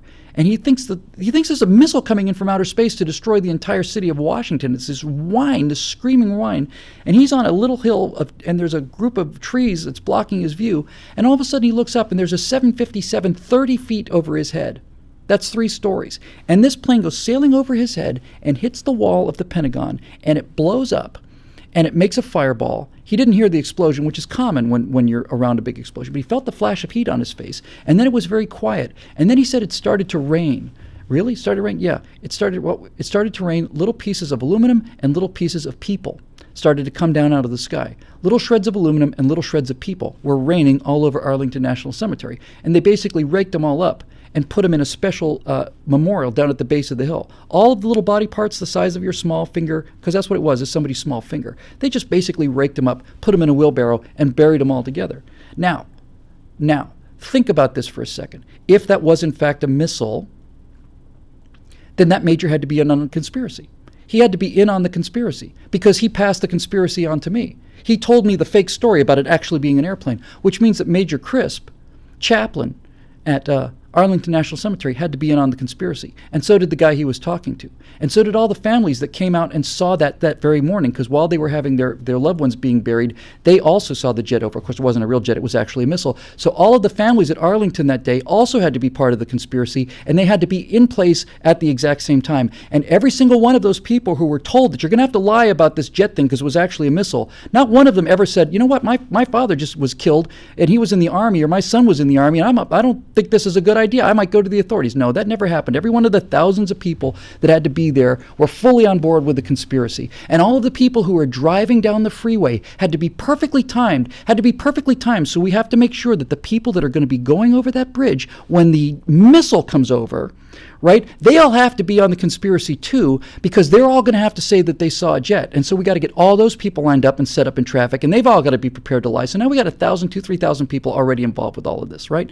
It's already got to be done. Everything's got to be taken care of. You know, and I know, and everybody else knows that you can't keep a secret between 2 people, that the Watergate break-in was ratted out by one guy who happened to know there were 4 people involved with a break-in in a dark room in a hotel, and that didn't survive a month before that was a story. But no, 3,000 people all have to be in perfect place to tell this lie, and everybody else had to be involved with telling the lie, and the passengers who were supposedly flown to a remote location and taken out and killed and executed by the black government because the Bushes wanted to go into Iraq.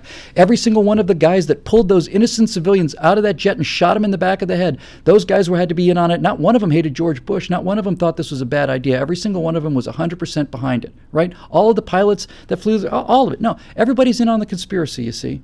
All of them are in on the conspiracy. And then these idiots come back to World Trade Center 7. There's their smoking gun. There's their evidence.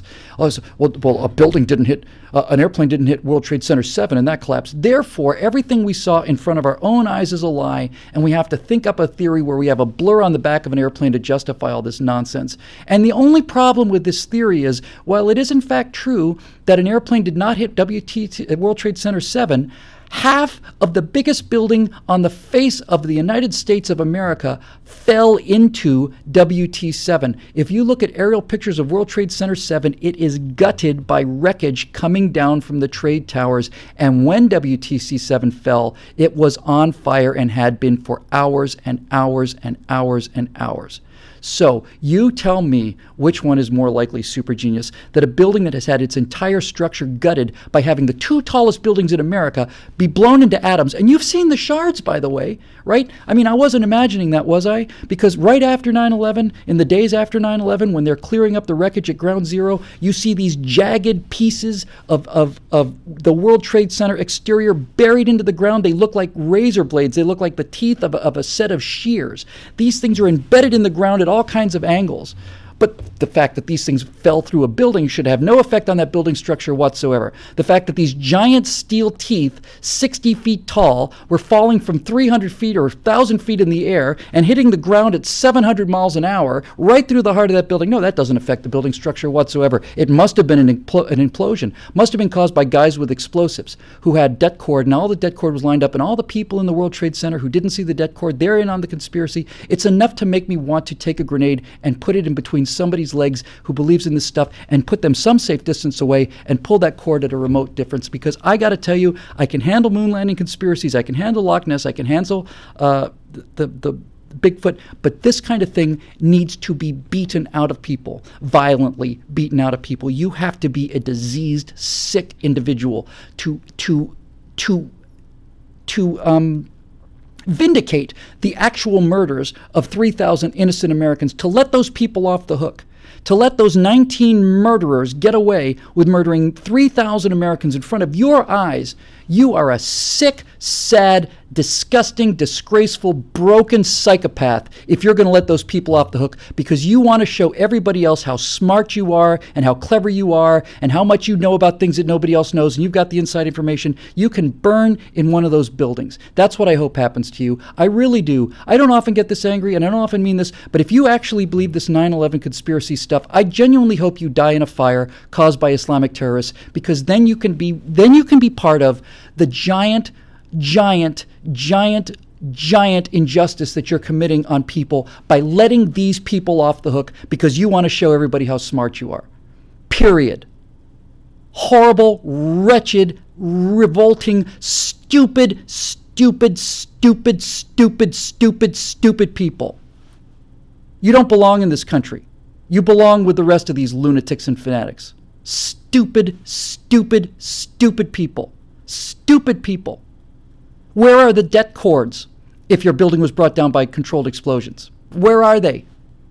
And I don't want to hear about, oh, you can see the explosions. If you have a piece of concrete and then 10 feet of air and another piece of concrete, and this one piece of concrete comes down, guess what's going to happen to the air? It's going to go poof out the side. It's going to look just like an explosion, but it's not.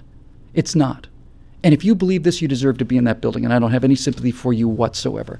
You don't belong on the same planet as me, and you don't deserve to live on the same planet as me. You know why? Because this planet has electricity that's generated by people who are practical and reasonable, and they go to work and they deal in the real world. And they have water that's provided by engineers, and these engineers work in the real world, and they study to be engineers. And that's why when you flush your toilet, the stuff goes away, because there are practical people who deal in the real world who make your toilets flush. And now you are trying to tell me that these people not only don't know what they're talking about when they tell you it couldn't happen, but they're all part of this murderous plan to murder people they don't even know? That's what you're telling me? How diseased do you have to be to believe that? How sick do you have to be? What happened to you that made you so diseased to believe in this? Honestly, we don't need to be talking about engineering. We need to be talking about psychotherapy in many cases, and probably preemptive arrest so that you don't harm other human beings. Period. You're sick people. And you're not better than us, and you're certainly not smarter than us. You're absolute idiots. Idiots. And murderers. And accomplices to murder. You're letting the people that did this go free. Morally, philosophically, ethically. You're letting them go. I think I'm done on this. Well, I certainly cleared out the carburetor.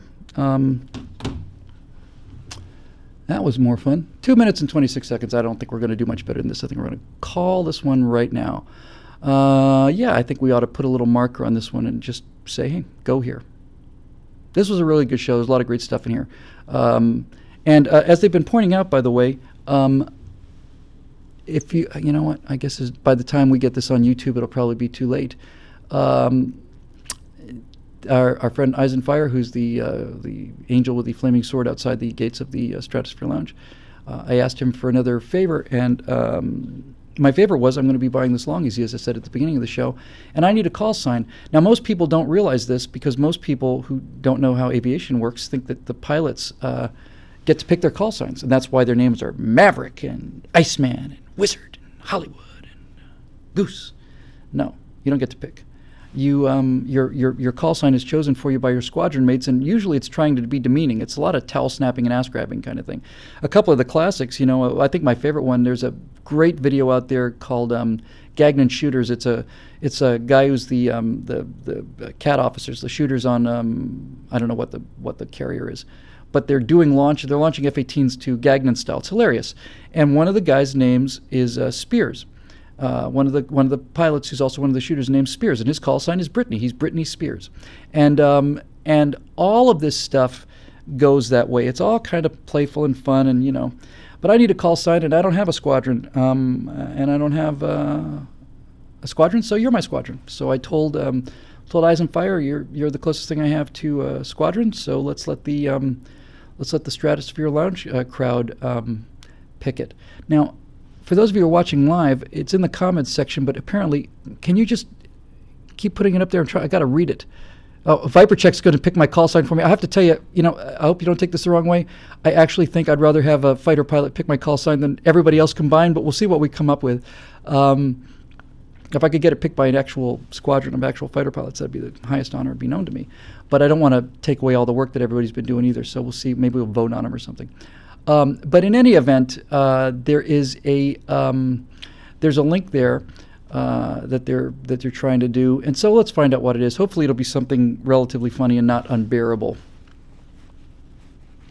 But I need one, and there you go.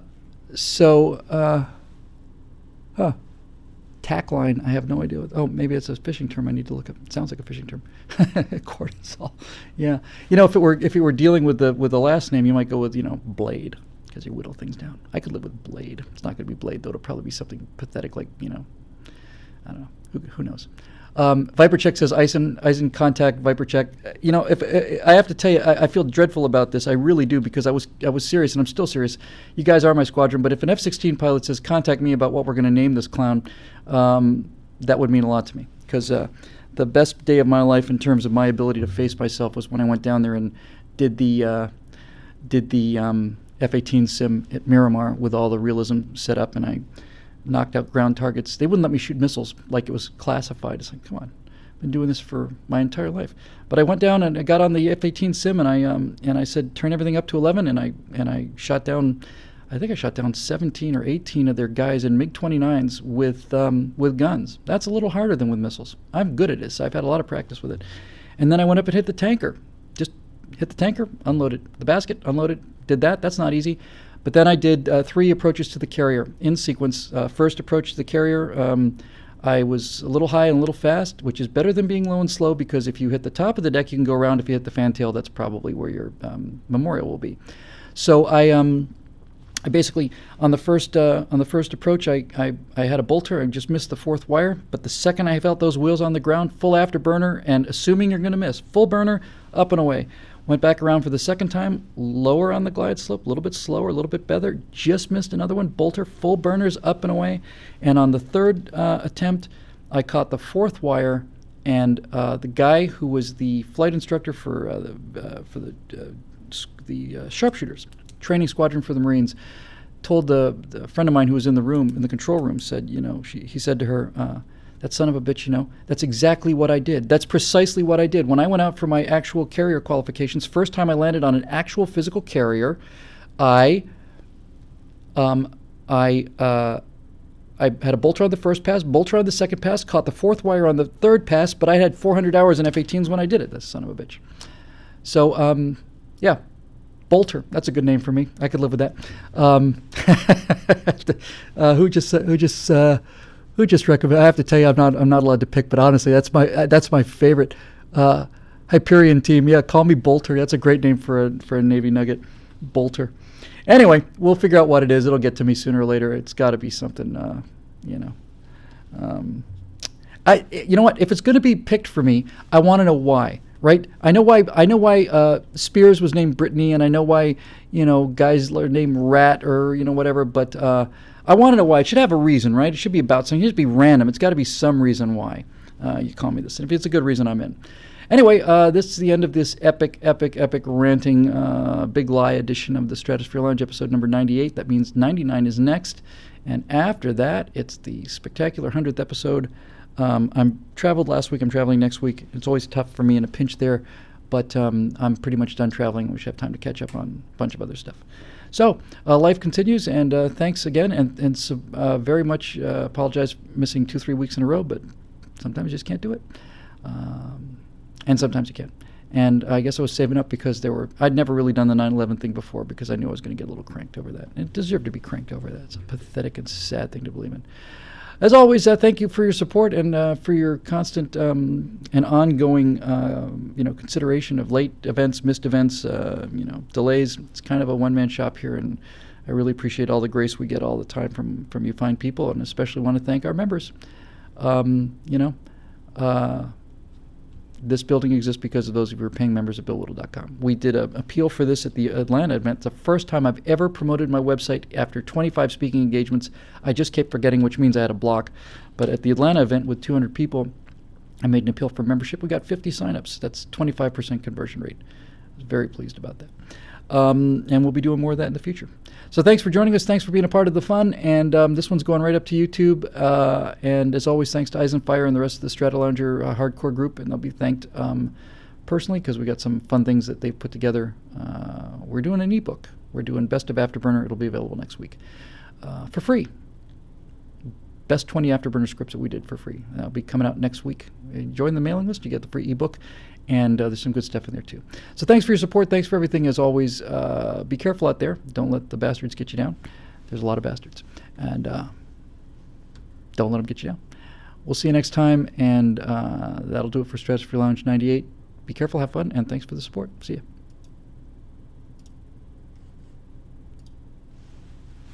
ya.